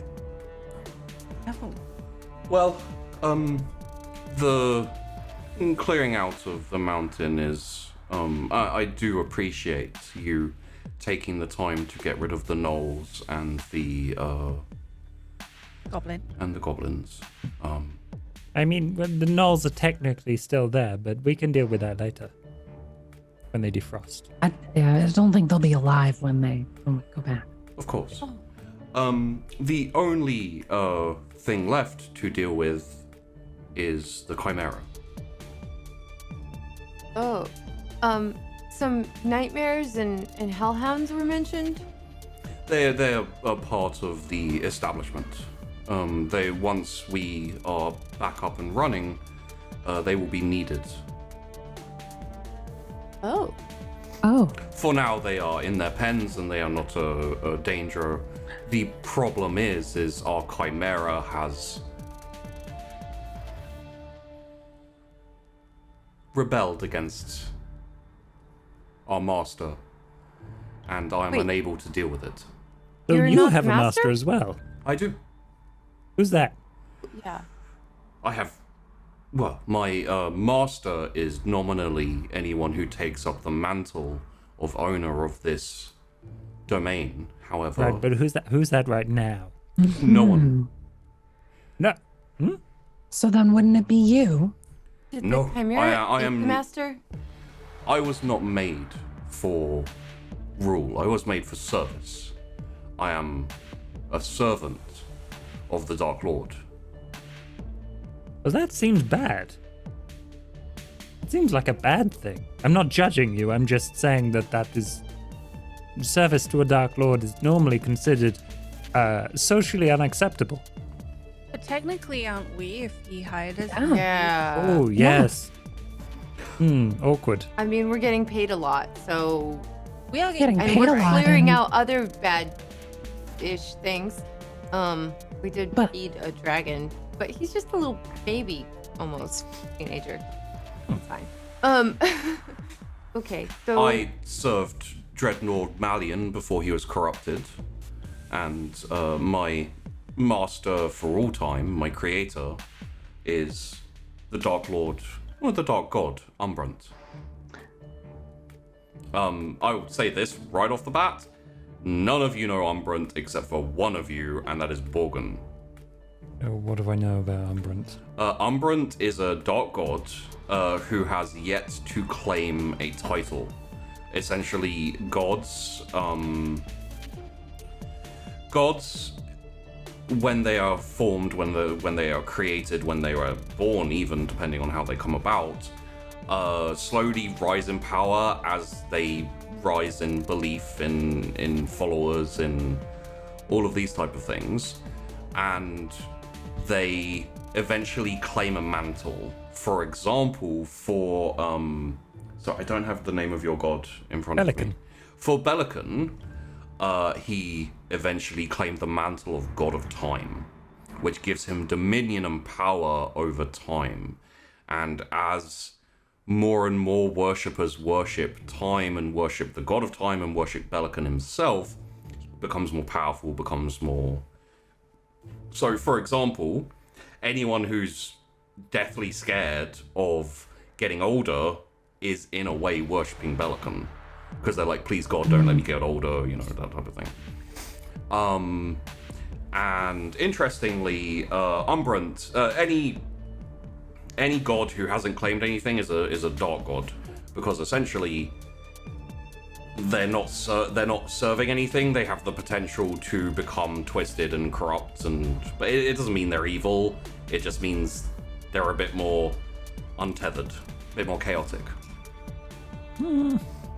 And yeah, Umbrant is actually one of the sons of Belican, Oh. which is why you know of him. Ah, yeah.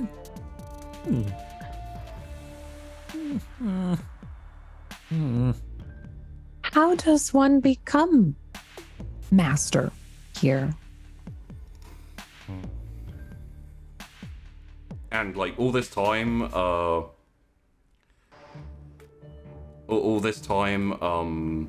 Kimoza has been kind of like side-eyeing Tarawin. To become master of this domain, you must take on the mantle of becoming the Dark Lord.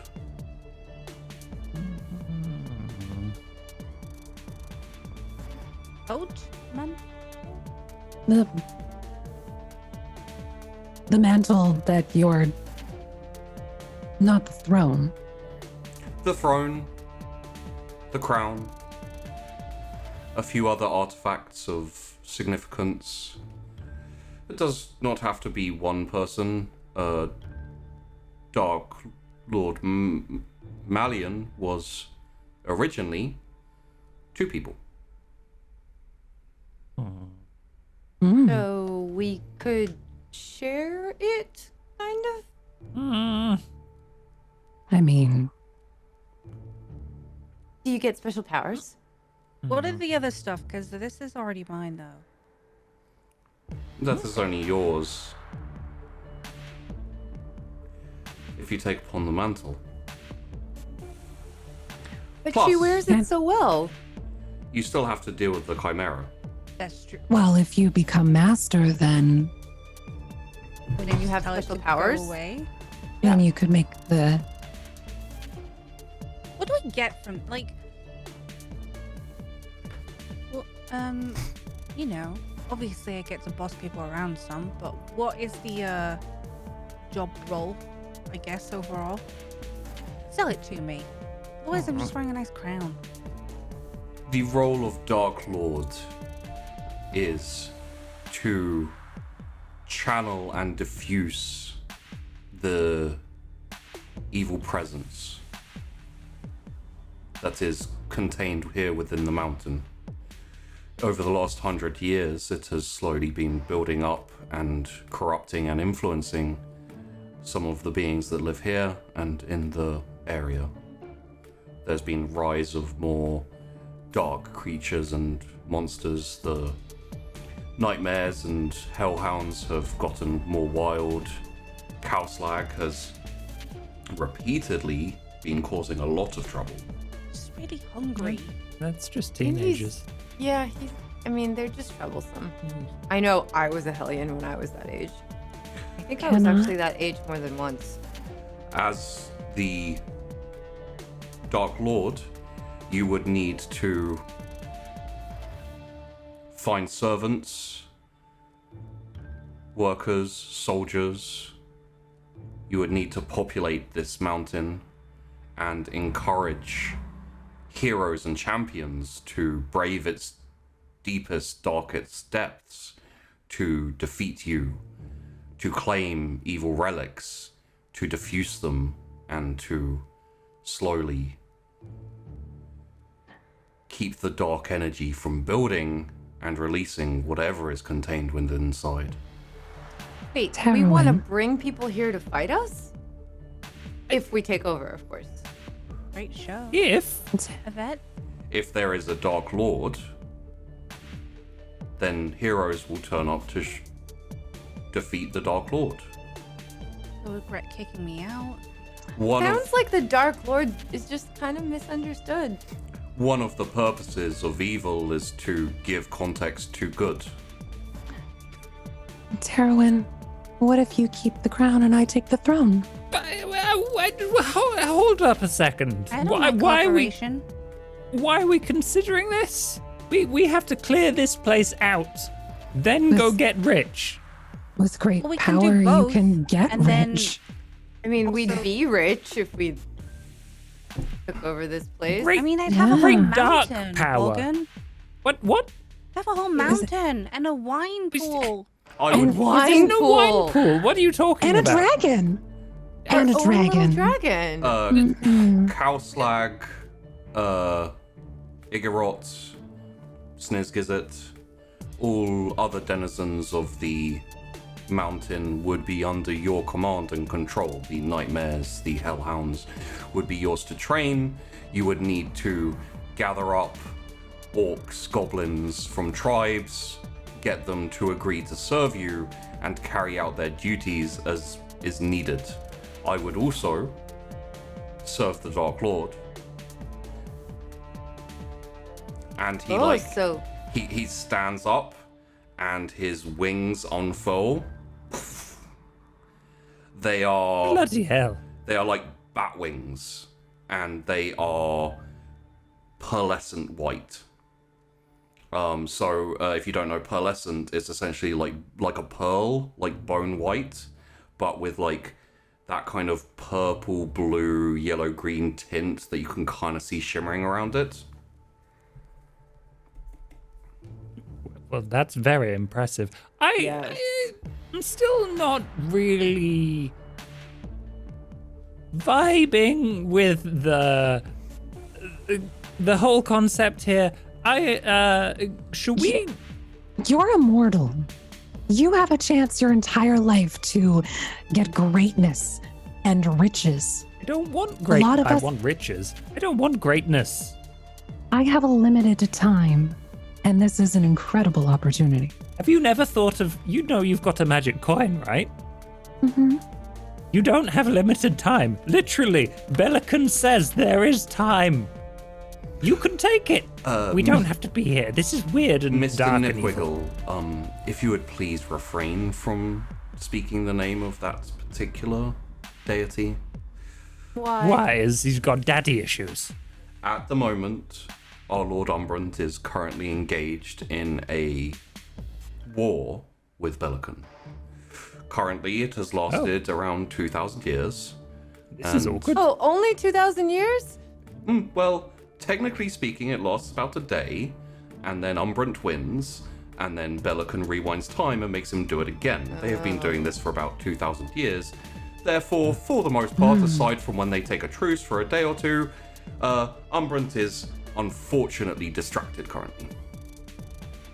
Yeah, I could see that being a problem. And therefore, that specific father deity is understandably not one that we try to vocalize within this.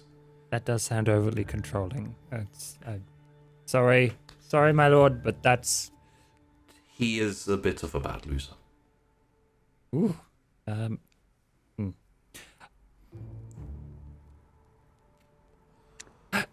Either way, could we consider not taking on the mantle of an evil master and doing bad things and collecting an army? Why do you need an army? I mean, Why not? why not?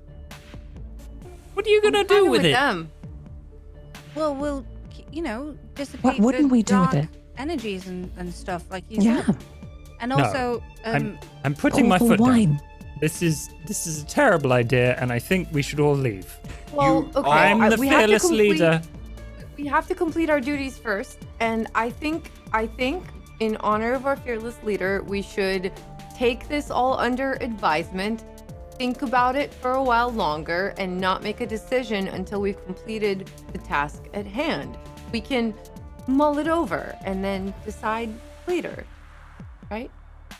Once we're done clearing it out, because we have to do that no matter what. We have to kill or get rid of the chimera, or maybe befriend the chimera. Maybe we could make it be on our side. Exactly. I have tried What if- to reason with the chimera. Yes, but you're not us. We've been really good at it so far. Maybe we'll fail and then we'll fight it. This is a, I always say, stealth until you can't. This is kind of a friendship until you can't situation, right? Or we become the master and we command the chimera to be on our side. will that work, do you think? You have the crown. So I can just tell it to... Worth a Sit. try. Are you I mean, if you aware of what you have there? Crown? That is the crown of command, previously owned by Dark Lord Malien himself. Or themselves. Oh, well, I think It gives you the power and ability to command lesser intelligent creatures. One-word commands and so forth, but you can essentially bend them to your will. Oh, well, okay. See, we'll sort the chimera out, and Borgen can get paid and go home, and then we'll have a trio of power. Crafted in the forges of a mountain far, far away by a dark god whose name has been forgotten to time. Although possibly Bellican might know. Sorry. Can you There's ask like him a what- little rumble. Just like the room kind of rumbles a little bit, and a couple of like stones fall from above and just like onto the floor. Yeah, don't Ooh. invoke his name. God. Okay. We definitely are not saying that again. That was a bad plan. We don't want to anger the time god. Angry. It's not the time god, it's Or the other god. it's right. Umbrant. Kid of the time god. Umbrant. No angering gods. Mighty and powerful dark god Umbrant. Sorry. I feel like we could really spruce this place up. I should also agree. make clear that you are not contracted to become the Dark Lord. Oh, thank God for that. Or any of you. Yeah, Terrawin definitely would have picked that up. She read the. Oh yeah, That I wasn't already in the read contract, right? It's like 3 times. I mean, Mm-hmm. I know we can peace out as soon as it's clear if we want, but Once you have defeated, and he like raises his hand, the Chimera, you will have fulfilled your contract and be free to do as you like individually. If any of you would like to consider taking upon the mantle of Dark Lord, then negotiations will open. what if we just, how do we just take it without negotiation? If you tried to take it, then it would be doing so without either Umbrant or my own Consent. consent. Understood. And though I may not look it, I am quite formidable. Although, unfortunately, I am prohibited from acts of violence towards any of Umbrant's servants. Hence why I cannot deal with the chimera. And just maybe one more question. The crown of command, and then what does the throne have, if that's another one of the artifacts? The throne is through which you don the armor. And Kimoza walks back, sits down on the throne, and then the stone starts to wrap around him, like around his arms, around his face, and you have this like almost like a knight, except for it's like stone and like glassy stone, and it's all spiky and jagged, and there's like little lines of like fire that you can see going through it. And he stands up, as you see, and then he sits back down, and the stone slides away. Very interesting. Thank you for sharing. The armor empowers you, protects you. It comes at a small price, but none of you are unfamiliar with price being paid. I say we take on this chimera, and I mean, between the four of us, we should be able to handle it, or maybe befriend it, and then Or we'll go from there. become it. I mean, if we kill it, I'm not opposed. And then Borgin can get some money. I think it sounds good. Let's go. That Where is sounds it? great. Yes. Lead the way. We will come back to this. Oh, I thought you were already aware. And he points up as another, like, stone drops from the floor. Drops from the ceiling to the floor, and you'll look up, and there is a chimera clung onto the side of the wall, just staring at you. With a goat head, a dragon head, and a lion head, and it's like just kind of coiled a little bit, and just kind of considering you all, with its tail like swishing back and forward, a little bit of flame like seeping from the dragon's mouth.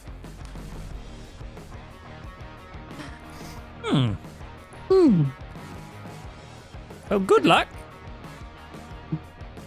Trying to talk to it first? I think we should attempt it. That would be good, probably. One word things. Okay. Sit. The lion head like snaps at you, and then it pounces and jumps straight at you. So we're going to roll initiative just to see who goes when. Oh no. Oh boy. Oh boy. Oh. Ooh. Oh. Oh. Okay, so it did technically speaking go first. Mm-hmm. So it is like mid-air, like flying directly down towards you, Tarrowin. Oh boy. You know what? We should actually probably, instead of this, although I do like this song, but let's go for something a bit more. Hey.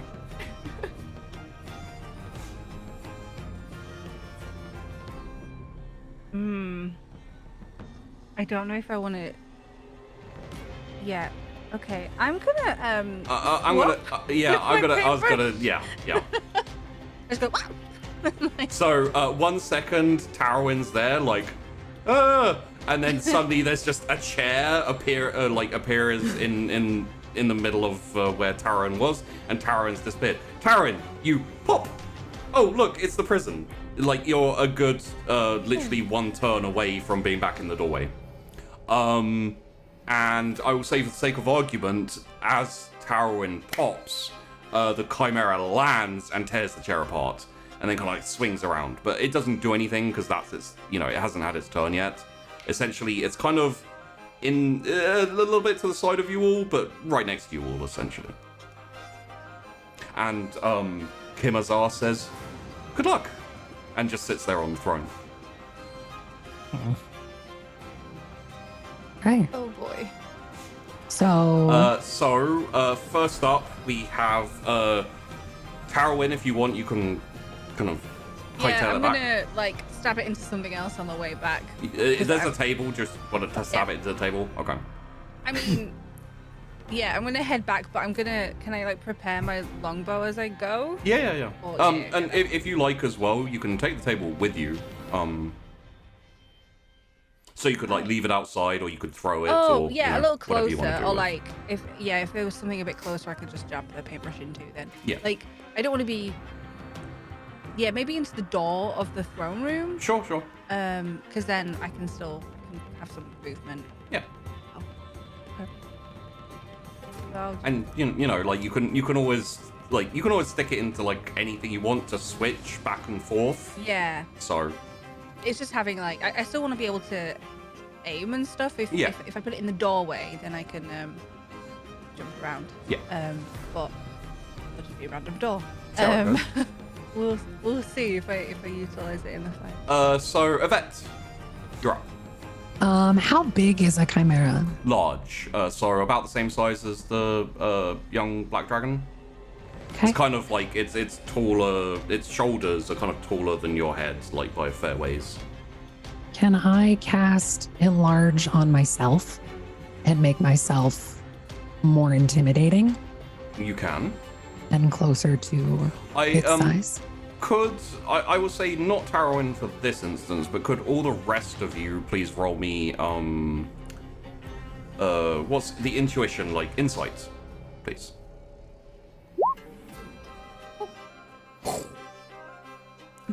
Okay. So Borgen and Mia, less so Yvette. Borgen and Mia, you can tell just from like seeing it and like essentially taking the differences from the things you've met so far. This thing is almost rabid.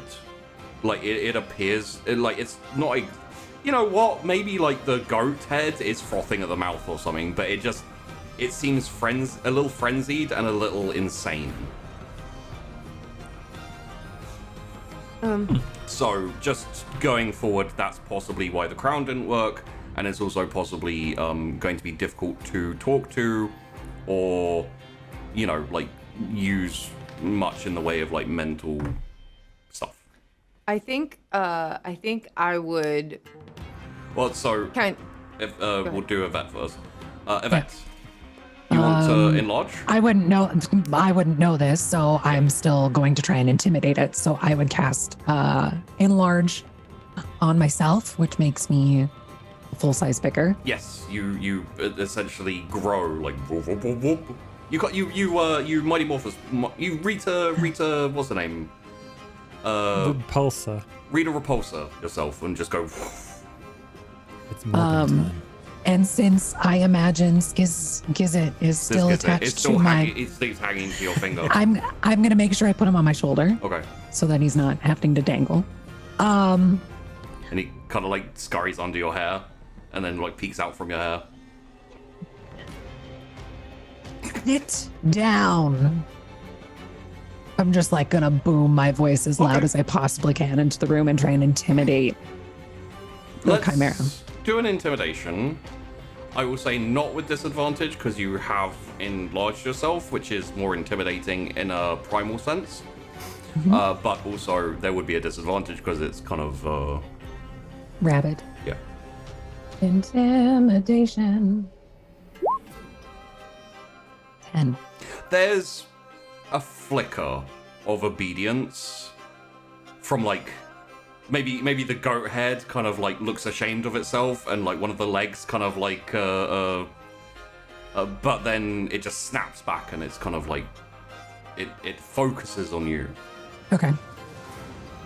So next up will be, I believe, is the chimera.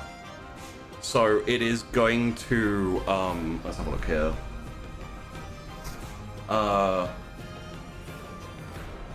Yeah, actually, it's going to move forward towards a vet, but at the same time, that dragon head is going to snap to the side and breathe fire at both Borgin and Mio.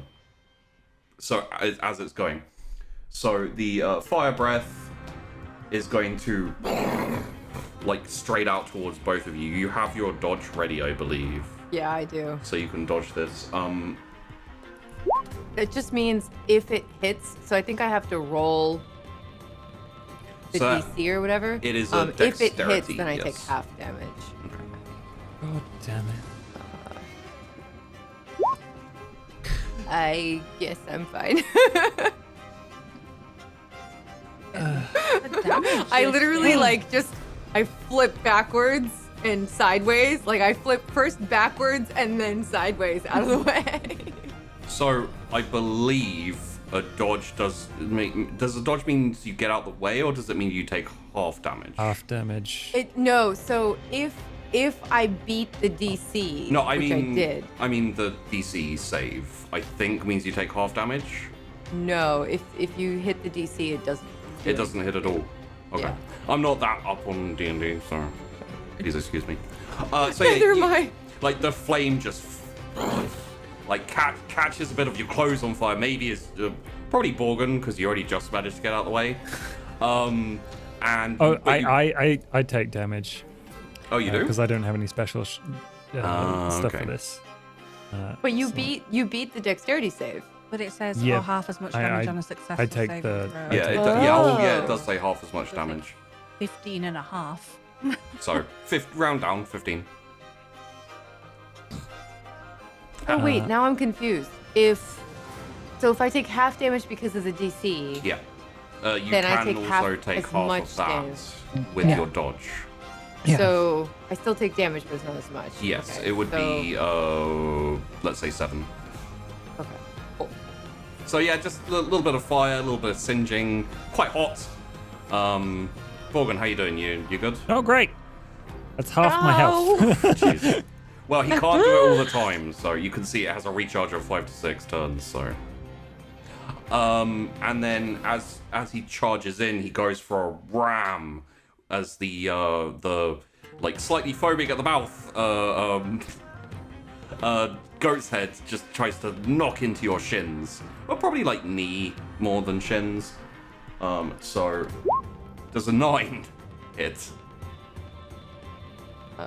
That's for you, Yvette. No, a 9 does not hit.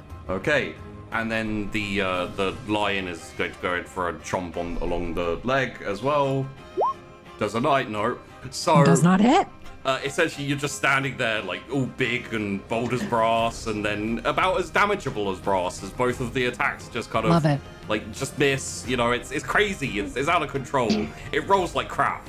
So that's the end of its turn, which means I believe we go back up. I believe we go on to Mia. Rawr, I get all mad. Okay. And I just shoot it with my short bow. Do you want to kind of like move a bit away from it as well? Like, Yes. Yeah. Question: where is everyone else in relation to it? so Yvette is by the door, kind of a little bit away from the door, and then you would both be to the right of it and to the left of Yvette, and kind of like apart. So one of you would be near the door, one of you would be further into the room. Is one of us close to the chimera? Both of you would be reasonable closeness to it, yeah. Okay, so I'm going to. You're not in melee range, but you're not too far away. Yeah. So I'm gonna shoot it with my crossbow. Okay. And I think I get a sneak attack because It my is engaged with. teammate. Yeah. Yeah. So you raise the crossbow, take a shot at its butt, essentially. Yeah, like literally inside its butthole, if I can. Okay. Because I know that'll piss it off. Okay. Oh. So that misses. Yeah, and I don't get the sneak attack if it misses. No, you but miss the butthole. Yeah, but I do get a another action. Something gives me this. I don't remember what it was. Okay. Hold on. Something. I think it's cunning action. Yeah. So I basically have a bonus action. Yeah. And I can dash, disengage, or hide. So I'm gonna try and hide. Okay, yeah, you can kind of like dip below the chairs and the tables and just kind of like move along the floor and get into a better position. Yeah, I think that's what I'm gonna do. I'm just gonna be like, Seeing as it's distracted, roll me a stealth with advantage. sure. And seeing as we'll take Josh's turn in a moment, but Taryn, why don't you take your turn while we're going? Okay. Well, I'm in the doorway, right? So I'm pretty pissed off it didn't listen to my command. And I'm gonna try and shoot at it. So you kind of drop your chair back behind you a little bit, and sorry, Well, I it's the kind of table shoved it in the this door, time, didn't I? Yeah, and then well, Josh is back. Ah, okay. So Borgard, you're up. I am going to cast Expeditious Retreat. Okay. What does that do? It lets me take the dash action, and I am dashing right to the turkey. Okay.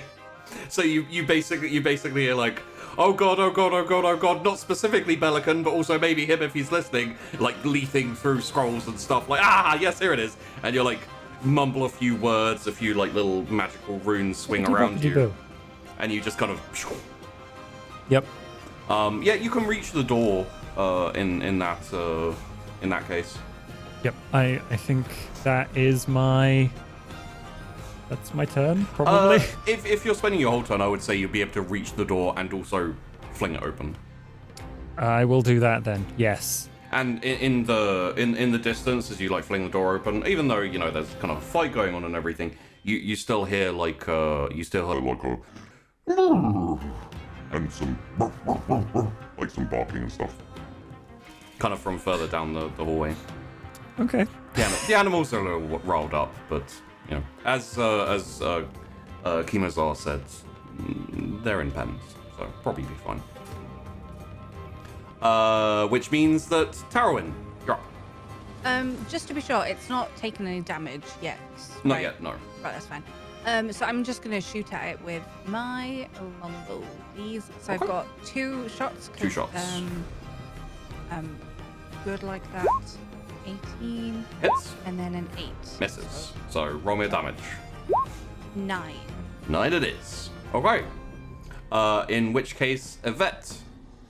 Giant Yvette. How long does it's a 1 minute. right? Okay. So it should, if each round is 6 seconds, then It lost a little while. we've got a little bit of time of giant Okay. Yvette. What I'd say is any kind of like attempts to grapple or use strength on it would result in an advantage for you now. So. Okay. I'm going to. How close is it to me, though? It's like right in your grill. Okay, I'm going to cast Thunder Wave and try and push it back, Okay. and also do damage. Sounds good. Which is a. I'm sorry to everybody's Constitution saving ears. Constitution saving throw, correct. So your giant hands swing around, and you anyone looking can see from in between the hair. Snizz Gizzit like puts his hands on his ears, like, and you like smack your hands together. 15. That is the spell save. So Does it still take damage? I'm just reading here. Okay. On a successful save, the creature takes half the damage. So 2d8. Roll me 2d8, please. So 4. 4. Okay. But it's not pushed back. It's still right in front of me. Yeah. All right. That means that it is now the Chimera's go again, I believe, and it is going to have a little bit of a nibble and a swipe at you. Okay. So it's an 11, which I believe Doesn't hit. also doesn't hit, and a swipe is a 9. I believe we know Doesn't hit. 9s because we've had like 3 of them so far. And then like the goat head, which has been like a little bit uninvolved, kind of like swivels around and then rolls its eyes. It is like, seriously. And then it's rabid, but it still has some it has enough consciousness left to know when it's being really unlucky. Okay. And then we have, I believe it is Mia up. Okay, so I am coming out of hiding to shoot it again with my short bow. I'm not aiming for any particular thing this time. I'm just trying to shoot it. Yeah, it was aiming for the butthole that put you off last time. Yeah. Much as I really wanted to hit that. Oh, damn it.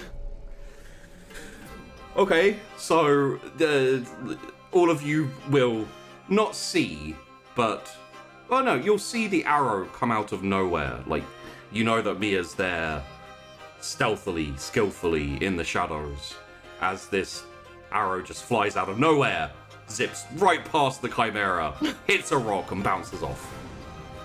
You just hear a muttered like fudge somewhere, and then I hide again. Cat should aim for lion. Just comes from within the hair, dark recesses of Yvette's hair. Very, very like weirdly from somewhere in the distance you hear, "Thank you." You're welcome. Morgan, you're up. Hey, I'm grabbing all the turkey. Okay, I'm taking a big bite. You bust into, essentially, like, past the door. There's a door on your right. Bust in, there's a kitchen. It is lavish. There is so much crap in there. And there's like turkey, and there is chicken, there's beef, there's, like, apples, there's pies. Literally, it's just a huge, like, prepared feast. Oh, yeah, I stuff a pie into my face, and then scoop up as much turkey as I can in my hands, and then sigh, and then turn around. Okay. And head back to the battle. Turn around, head back into the battle, like... I would say, depending on the reach of some of your spells and stuff, you might still be able to cast something if you want. I don't... Do you have anything, like, long-ranged? I was just wondering. Do I? 15 foot? It's not really far enough. Yeah, that's... I'm not really offensive spellcaster. Yeah. Okay. Question. Yes. I have enlarge reduce. Could I cast that on Yvette? Yeah. I'll allow it. Yeah, I'm gonna obviously drop the spells I'm using at the moment for concentration reasons. And I consider making her smaller, but I'm gonna cast enlarge on her again. If it was Tarrowin, you might have made her smaller. Yeah, definitely. Okay. So She's doing loads of damage right now. Amazing. Yvette, you feel the expansion happen again, and you just grow, and your head hits the chandelier, and it starts to like wobble slightly. At this point, you can feel a little tug in your hair as Snizz Gizzit is still just desperately trying to hold on. Like he's just like this big. Yeah, he's just tiny at this point. And the Chimera is smaller than you, much more so. Amazing. Essentially, at this point, I would say you don't necessarily have the strength to destroy it, but I'm open to some interesting maneuvers that could be done against it. So we'll figure those out as we go. Wonderful. And that makes it Tarwin's go. I'm like, the heck is going on? But I'm gonna come into the room a little bit more, and I'm gonna try shoot it again. I also did realize I haven't been using my fighting style, so I get a bonus to attack rolls. Okay. Well, I'll use that moving forward. So 2 attacks, so that would be 9. And then that would be 21. You hit with the second one. And I have Colossus Slayer, so that means I'll do an extra 1d8. Ooh, nice. Damage. Ah, that was why I asked the first time. Okay. So I've done 15 damage. Nice. I Okay, want to yeah. shoot it right in the lion face. Yeah, the kind of sticks in like right there in the jaw, and like the lion head kind of like turns around and like takes a snap at the dragon head. The dragon head like turns around and hisses at the lion head. And then Yvette, the giant at this point, I imagine. You are bigger than Igorot. I said sit down. And I'd like to intimidate it again, getting ready to grapple it and push it to the ground. I mean, if you want, you can stamp on it. Perfect. Okay. Stamp on it to the ground. So, roll me take advantage on your strength roll. Oh, this is great. I -1 strength. Let's see what happens. Oh, 17. So what we're going to do, because this makes sense, and you are big, you do have the mass, you have the kind of the punch with it, is because you're bigger than it, and because you can essentially just stamp on it, you're going to do the damage of your successful roll. So you do 17 damage stamping on it. Love it. And at this point, it is still probably able to swipe at you. Biting is less possible. When it's able to flame, it will probably flame again. But for all intents and purposes, it's going to have to struggle against your weight. Okay. To like get free enough to do proper attacks. So for now, it's essentially struggling against you. And pretty much it'll do a strength save throw to get free. Once it is, it can attack a whole load. For now, it's only going to swipe once at you. Awesome. So moving on to the chimera, which is going to do a strength save throw, which is a 9. You get an advantage on your strength. Yes, I do. 16. You get a 16. Woo! You know what? Seeing as you're restraining it and you've got to essentially keep pushing down on it and etc., takes another 16 points of damage. I'm just squishing this You're thing. just squishing this thing, yeah. No, you are a giant stepping on essentially an annoying, not to use this, but an annoying rat. Sorry, Snizz, is it? Oh. In the very background, somewhere from a random corner, you just hear,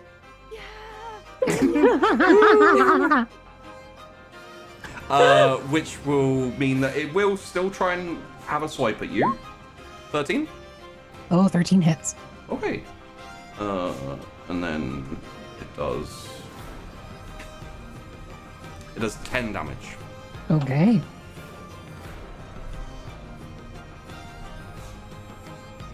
So it just kind of like swipes across your leg and like gouges a bit there. Next up is Mia. The cheerleader, apparently. I believe in you.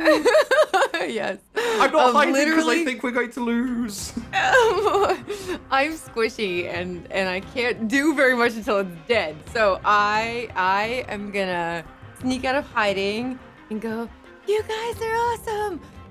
And then I'm gonna try to use my short sword on it. Okay. You want to like run up behind it and... Yeah, and I'm super ready to just jump away. Okay. But like it's definitely not paying attention to me and it's kind of squished under. Yeah, it's restrained. Yeah, so I'm just gonna like try to stab it wherever is easiest. Yeah. No, I'm gonna try to stab it if I can in the cat head. Or You'd like, have maybe to go the around cat- the front, which would it would also put you in danger of being bitten or gored by. No, bad plan. Does it have a tail? It has a tail, Yeah, right? it's a tail. Okay, I'm gonna try to stab its tail. Okay, Um, that hits. yes. It's damage that time. means- yes, and that means I get to sneak attack as well.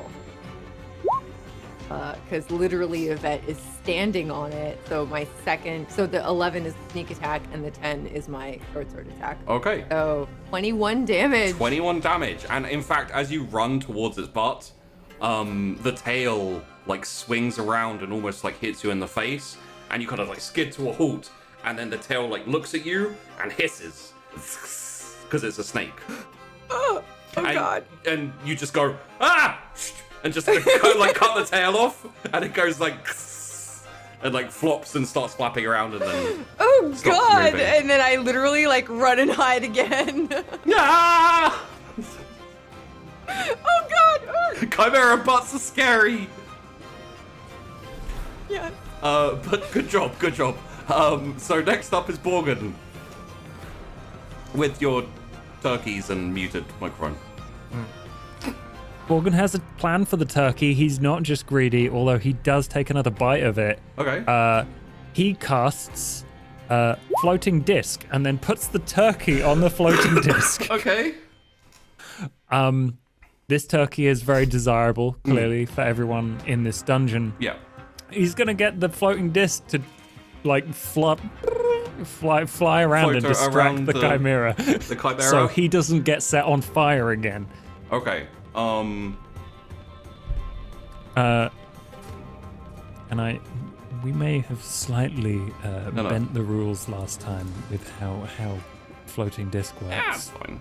But It works. if you how want we me to thought run it made around sense. so it follows me, which is how it works, No, you can. I will. You can direct it. Like it's magic. Why wouldn't you be able to move it with your magic? I think for the exact reason that I used it in episode 1, so he can't do that.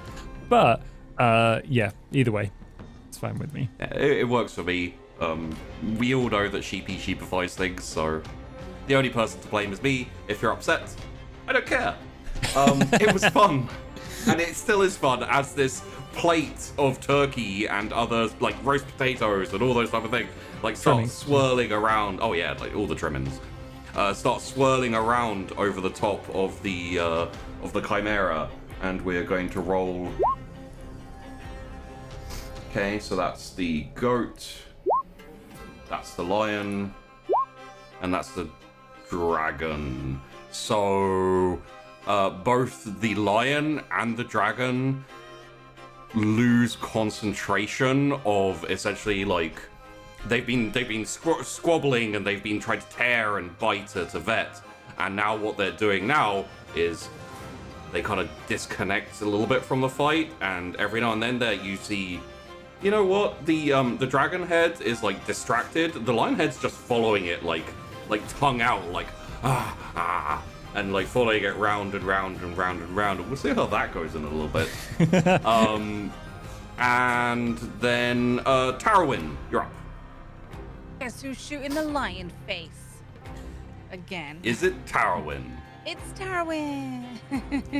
Okay. So I'll just go right ahead and do that. That's 22. That hits. 28. That's a crit. And then, so I'll roll 6, and then, goodness, there's too many options. Yeah, I know. 1d8. Oops. Okay, well, that's for the, so that's 9. 9. And then this is for the crit. I think it rolls, yeah, the crits, and so that's 13, 14. And a 9, which is 23. Pretty good. All right. That line really pissed me off. Yeah. So- And just 2 more arrows, like as I think it's like as as it's like following around. distracted. Yeah. Yeah, shoot it right in the jaw. It just gets a couple in the throat and is kind of like gurgling and growling, but also a little bit of like still interested in the food. Wow, this is taking some hits. Yeah. Jeez. Moving on to Yvette. Mia, if I squish this and you still want to be the chimera, can you be the chimera? Just has to be dead. You hear me like whisper it if you ask it. Yes, it just needs to die. Okay, I will continue to squish it. Okay, please roll me your strength with an advantage.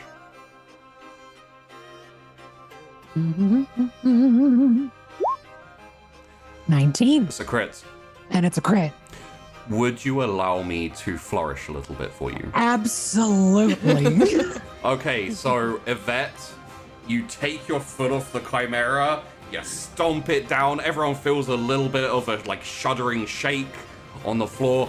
You reach down and you grab it by the nape of the neck, you grab it by its haunches, and you throw it straight up in the air like this and impale it on a which one's the ones that come down? Stalactite. You impale it, like you just shove the middle of its body straight into a stalactite, and it just like bursts through the stomach, and you just slam it down on the floor. And then, Ow. I don't know, you kick it as well, probably. Make sure it's dead. Like, it is impaled, it is dead, it is murdered. Amazing. And there is a, Raining. there's like It's raining blood. there's a little thundering shout of, Surf Scour from Yvette. from Yvette, as she kind of like celebrates the kill as this big like looming hulk, and from like your shoulder, you hear a little, "Mistress, what is Surf Scour?" It's from your shoulder in your ear. We'll talk about that later. Except it still comes out as a giant boom. Yeah, You- we'll talk about that later. Your pitch talk probably about goes up slightly as I release my spell and you start to shrink. We'll And talk I- about that later. I would also probably let it go knowing that there's no threat. Okay. So, dead chimera. And as you shrink back down, and everyone kind of like chills out a bit from the fight, the whirling disc, interestingly, stops its kind of like circling and actually goes back to Borgen, who I imagine takes a. I take one off. I also send it to the door. Okay. I'm gonna send it to the dragon. Oh yeah. Okay. You're sending it to the dragon and not to Igorot. Oh. Which of them is less annoying? You did kind of. I think you kind of preferred the dragon a little bit more. Yeah, it's a little bit. The yeah. poetry was annoying. Oh yeah, because Gnome. Gnome. It's Oh. nonsense. And you hear from Kimoza. He did the evil clap. Kill him. Well done. So it's dead. We can make decisions in a minute, but I'm just going to, and I literally just like put my hand on the chimera, and the space where I am gets a little bit suddenly hard to look at and dark. Like this like shadow kind of comes up from Mia's feet and starts to encircle her and expand, and it's like you see like little bits of lightning like crackle through the smoke, and there's this. It's not evil, but it kind of looks evil. You know, you don't get evil vibes from it if you can trust your instincts, but yeah, and then as it keeps going, like the crackling and the lightning, and it slowly slows down and starts to dissipate. And standing there on all fours, exact replicant almost of the chimera that is now dead and a little bit mush and etc., is another chimera. Although the smoke's still going right now, so Yeah, there's still... yeah. There's the chimera. The smoke dissipates. Wow. So you can understand Draconic. You can't speak.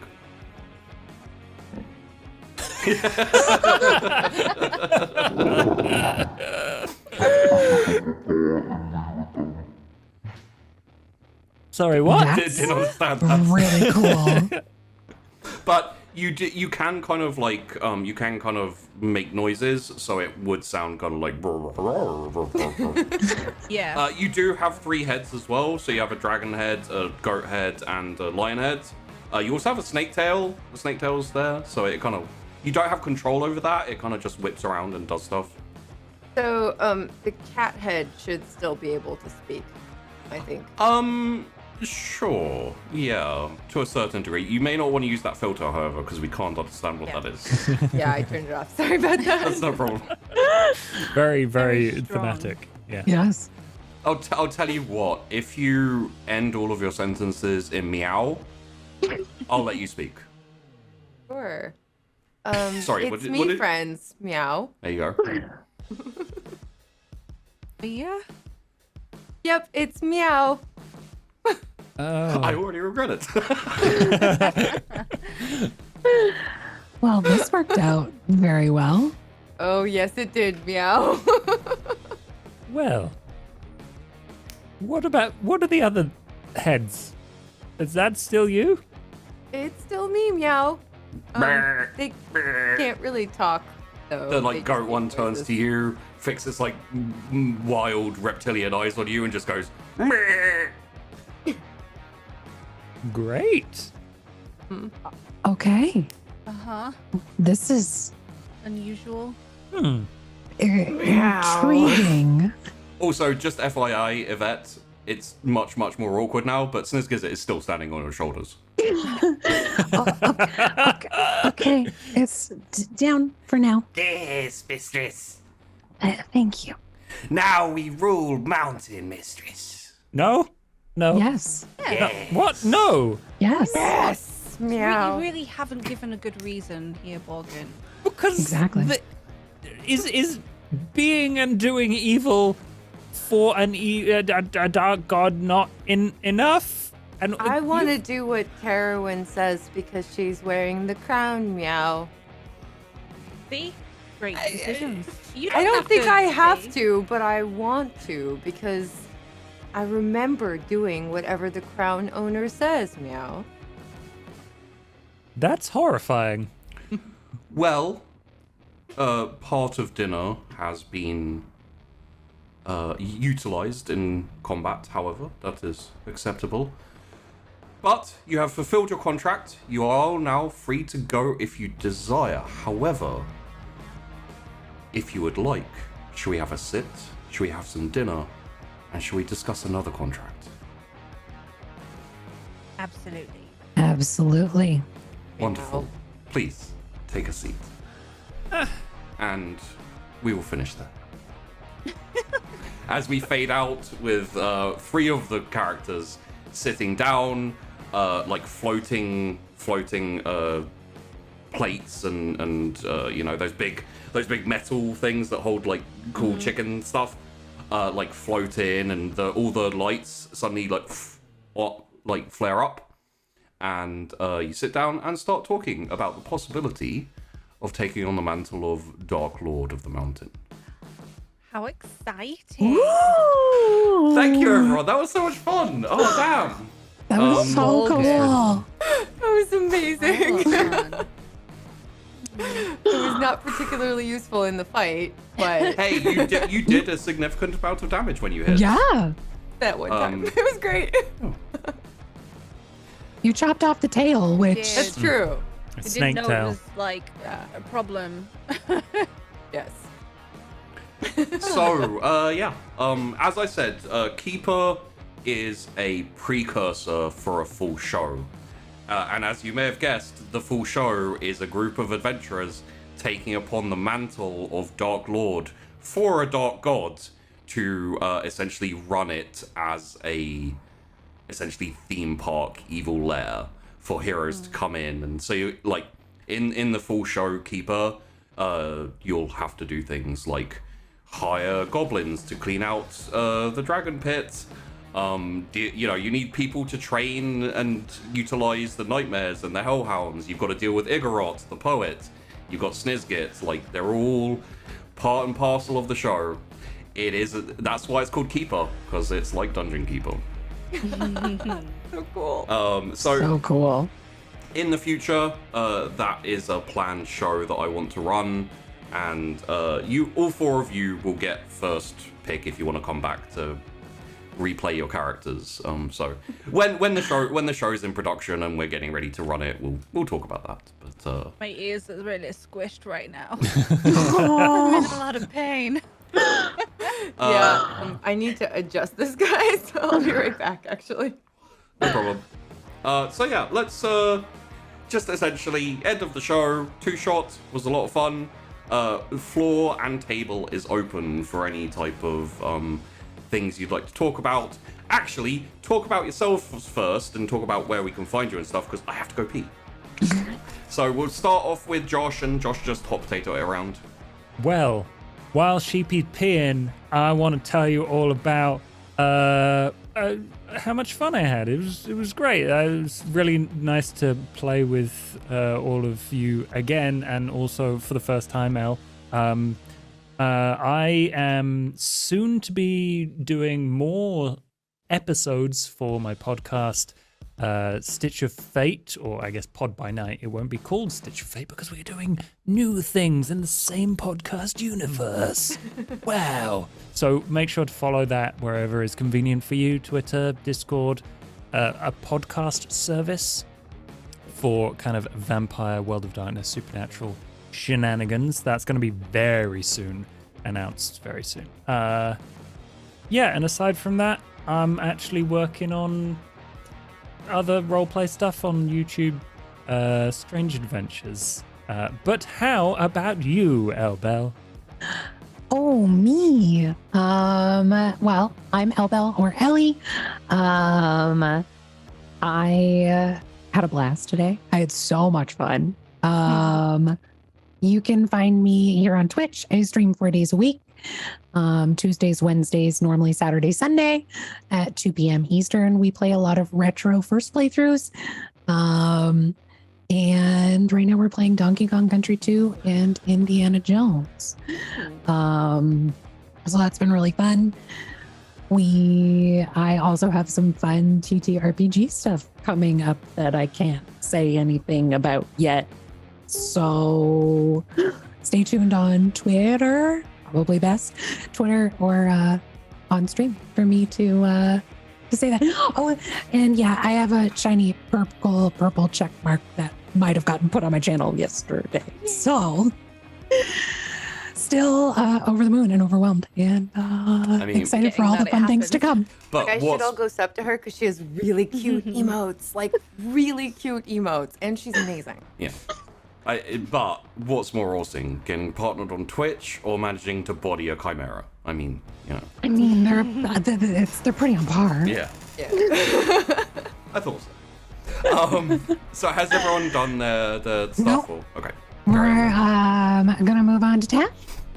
Hi, I'm Tash, and I do lots of Final Fantasy 14 recently. I do makeup on stream, and we also have a Warhammer 40k lore and painting show with Sheepy, which is over on my YouTube. The latest video for the Imperial Guard just came out yesterday.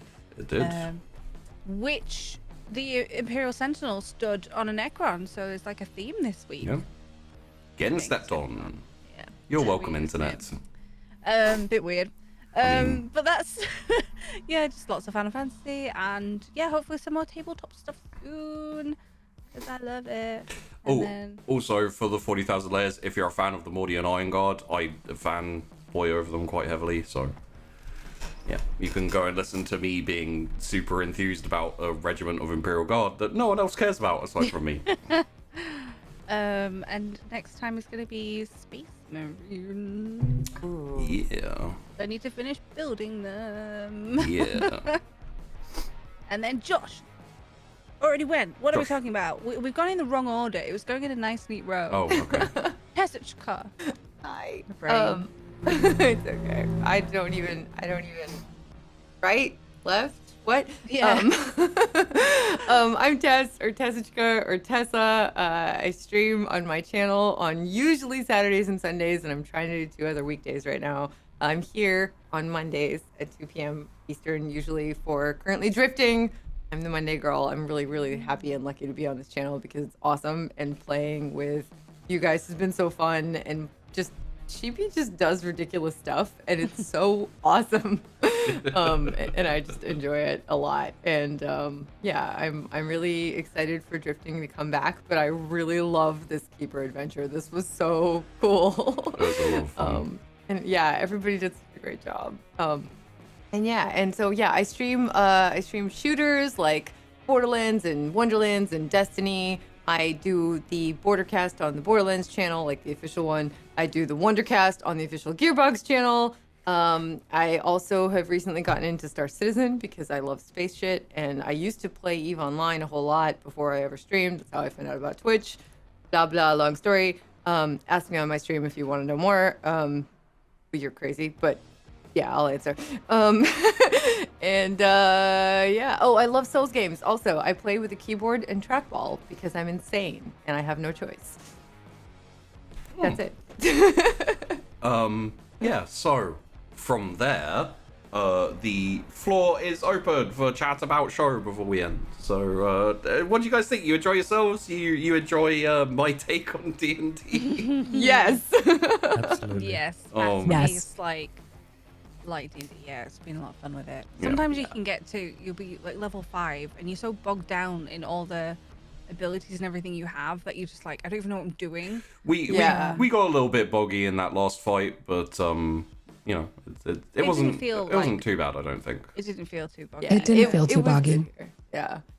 I feel like D&D, it just lends itself to, It's- and this is, yeah, Tosh brought up this term like a really long time ago in some conversation somewhere, rules lawyeriness, kind Oh, of. yeah, loads of people say that. And like, that's a totally valid way to play. It's just not how I liked. Yeah, exactly. D&D Like, there's does nothing wrong with lean it. into the rules and the kind of the clunky, not clunky, Yeah. the kind of chunky, like, you know, Yeah. stuff. And there's nothing wrong with that at all. I just think I'm so used to, I mean, you can't really change the rules in a video game, Yeah. right? And I play a lot of video games.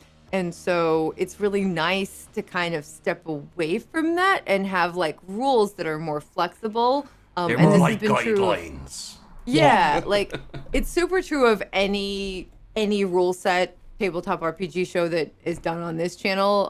And I've gotten a little bit of flexibility in other places like on Table Story. And it's really cool.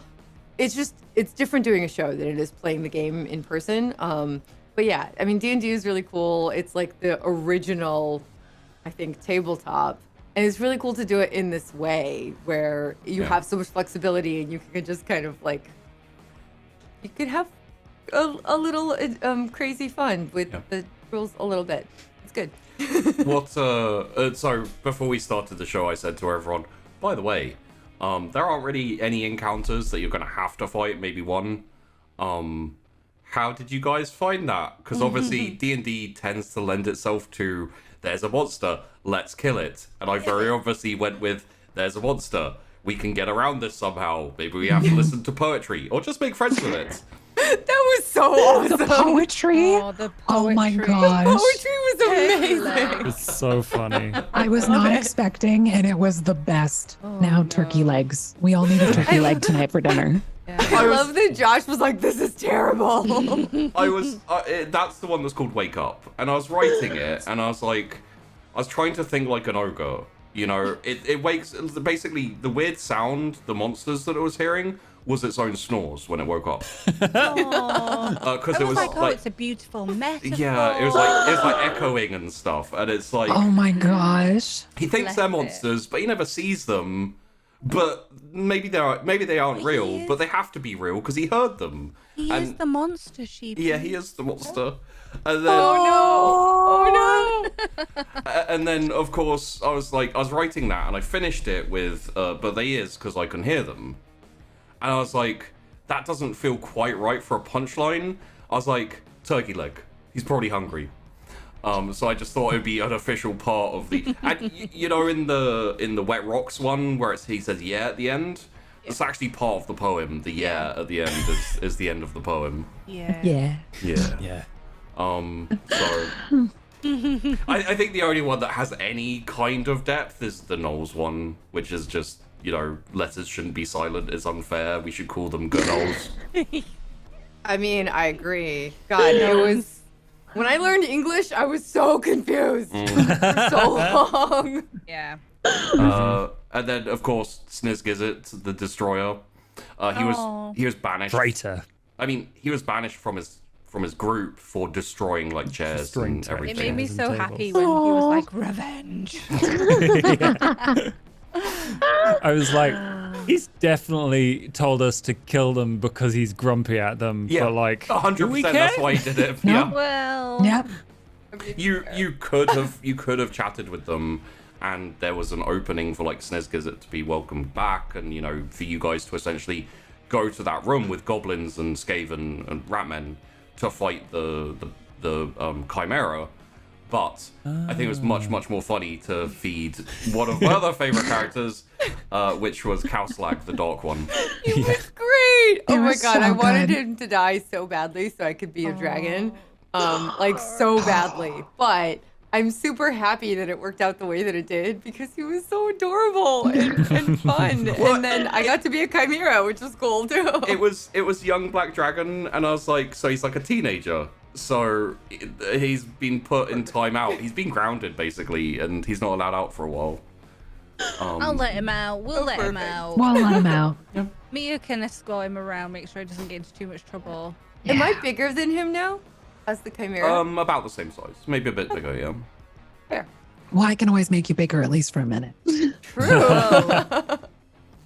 So and then I yeah, can make it bigger again. Exactly. Oh boy. if you'd have gone to see the Hellhounds and the Nightmares, like you may have had to fight possibly, but they're basically penned up, so it wouldn't be, you know, particularly something you had to do. What is a nightmare?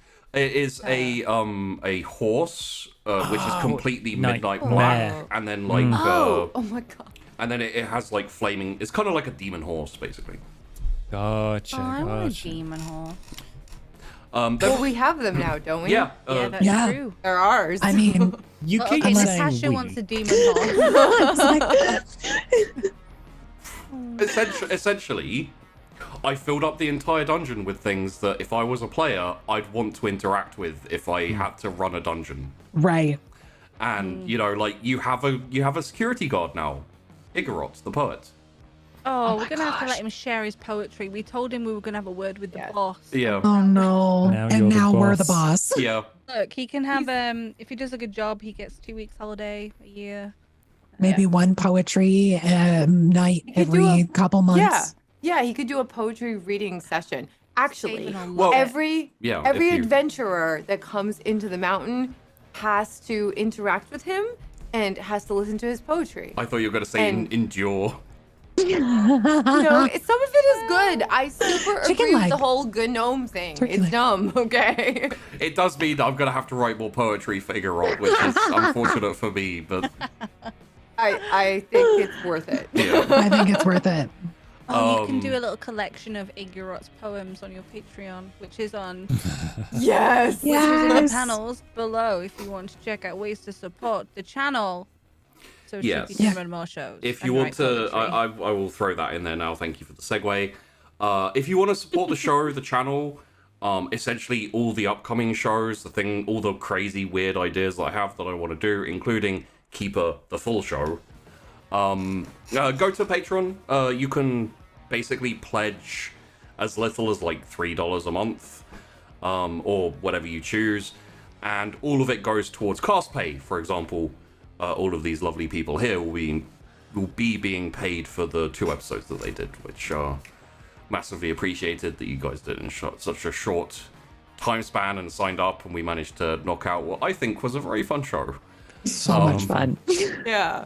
And who knows, like, maybe we'll get some of you, one of you, any of you back for Keeper the full show. We'll have to see how that pans out. If I come back as a chimera, I will work on the audio so that it is understandable. I promise. Well, it took me quite a lot of time to get Igorok down, but it's understandable, you know, for the most part. The It O is. was so cute though. Like, oh. Yeah. Oh my gosh.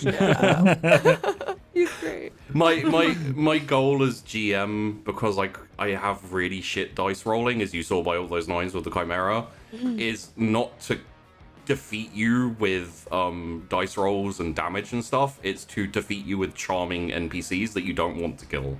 Yeah. I didn't want to That's kill the worked with dragon, but dragon. Yeah. I wanted to kill the dragon so that Mia could become the dragon. Yeah. But I also was like, Oh. oh. I hadn't considered Mia being able to take the form of monsters, which is why I'm glad I had the chimera prepped, because I would like, once they talk to the dragon, they're gonna realize it's just a moody teen goth, who's just a little bit Literally. like.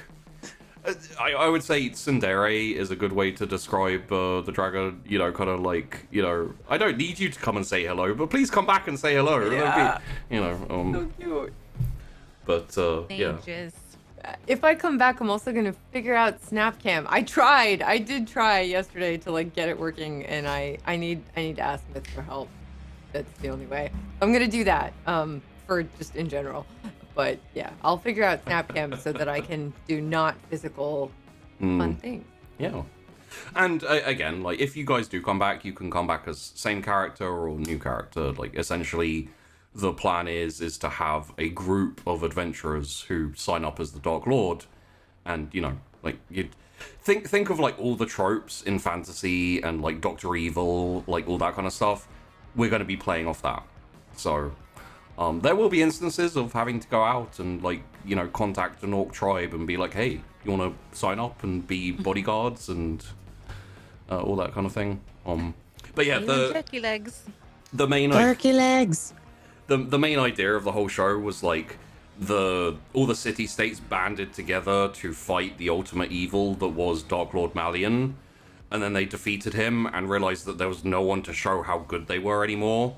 And then everyone started hating them because they were the oppressive rulers of city-states. And so when Kimoza contacted them and was like, I want to start up a new Dark Lord, I want to clear out the dungeon, you know, get rid of this chimera who's kind of rebelled, they were like, we'll find some people for you because we need someone evil to prove that we're good. So, yeah. I love everyone else's characters. Yeah. You guys were all just All the amazing. characters were great. Yeah. I feel So sorry great. for Morgan a little bit. I know. A little Okay. bit. And he was Josh like having played the him so well moral- though, and he didn't actually betray us. Yeah. I you know, I said to Sheepy, I'm not doing a Josh special this time. Yeah. But unnecessary. No traitorousness in fun D&D shows. However, being tricked into using my immortality was very entertaining. It was very fun. And you didn't die as many times as I thought you were going to. Me Yeah. either, actually. There were no deaths today. Yeah, that's right. You didn't die at all Almost. today. If I Almost. didn't dodge the flames, I would have just got whoop, Yeah. gone. That would have been And one hit. if a vet hadn't have grown, then there's a possibility Chimera might have gone after you, and that could have killed you too. Igorok could have eaten you also. So could a cow slag. There were options. There are options. Yeah. But yeah, unless anyone has anything else they want to touch on, I think we've covered the majority of the show, the silliness, the fun friends we made along the way, and the Yeah. possible signing up to become Dark Lords. And, you know, a rat servant. We're Yeah. good. Great. And So- our crazy pearlescent winged bat dude. That's so heckin' cool. Yeah. Actually, we haven't talked about Kimoza. So Kimoza is an arc devil. He is ridiculously he's like 5 times more powerful than the chimera. He was fine. And we Um, didn't try to fight him. yeah. Yeah. Right. So to give you an idea of what would have happened if you tried to have fought him or like been aggressive towards him, you would have been standing there looking at him, and he'd be standing there like this, and then like if you blink you miss it, but essentially it'd be like a split second of like he wasn't there, and then he'd just be standing there with Borgen's head in sand. Aw. Oh. Well, And the threat he was going to give Borgen is like, you can't die, but have you ever been thrown into lava? Not yet.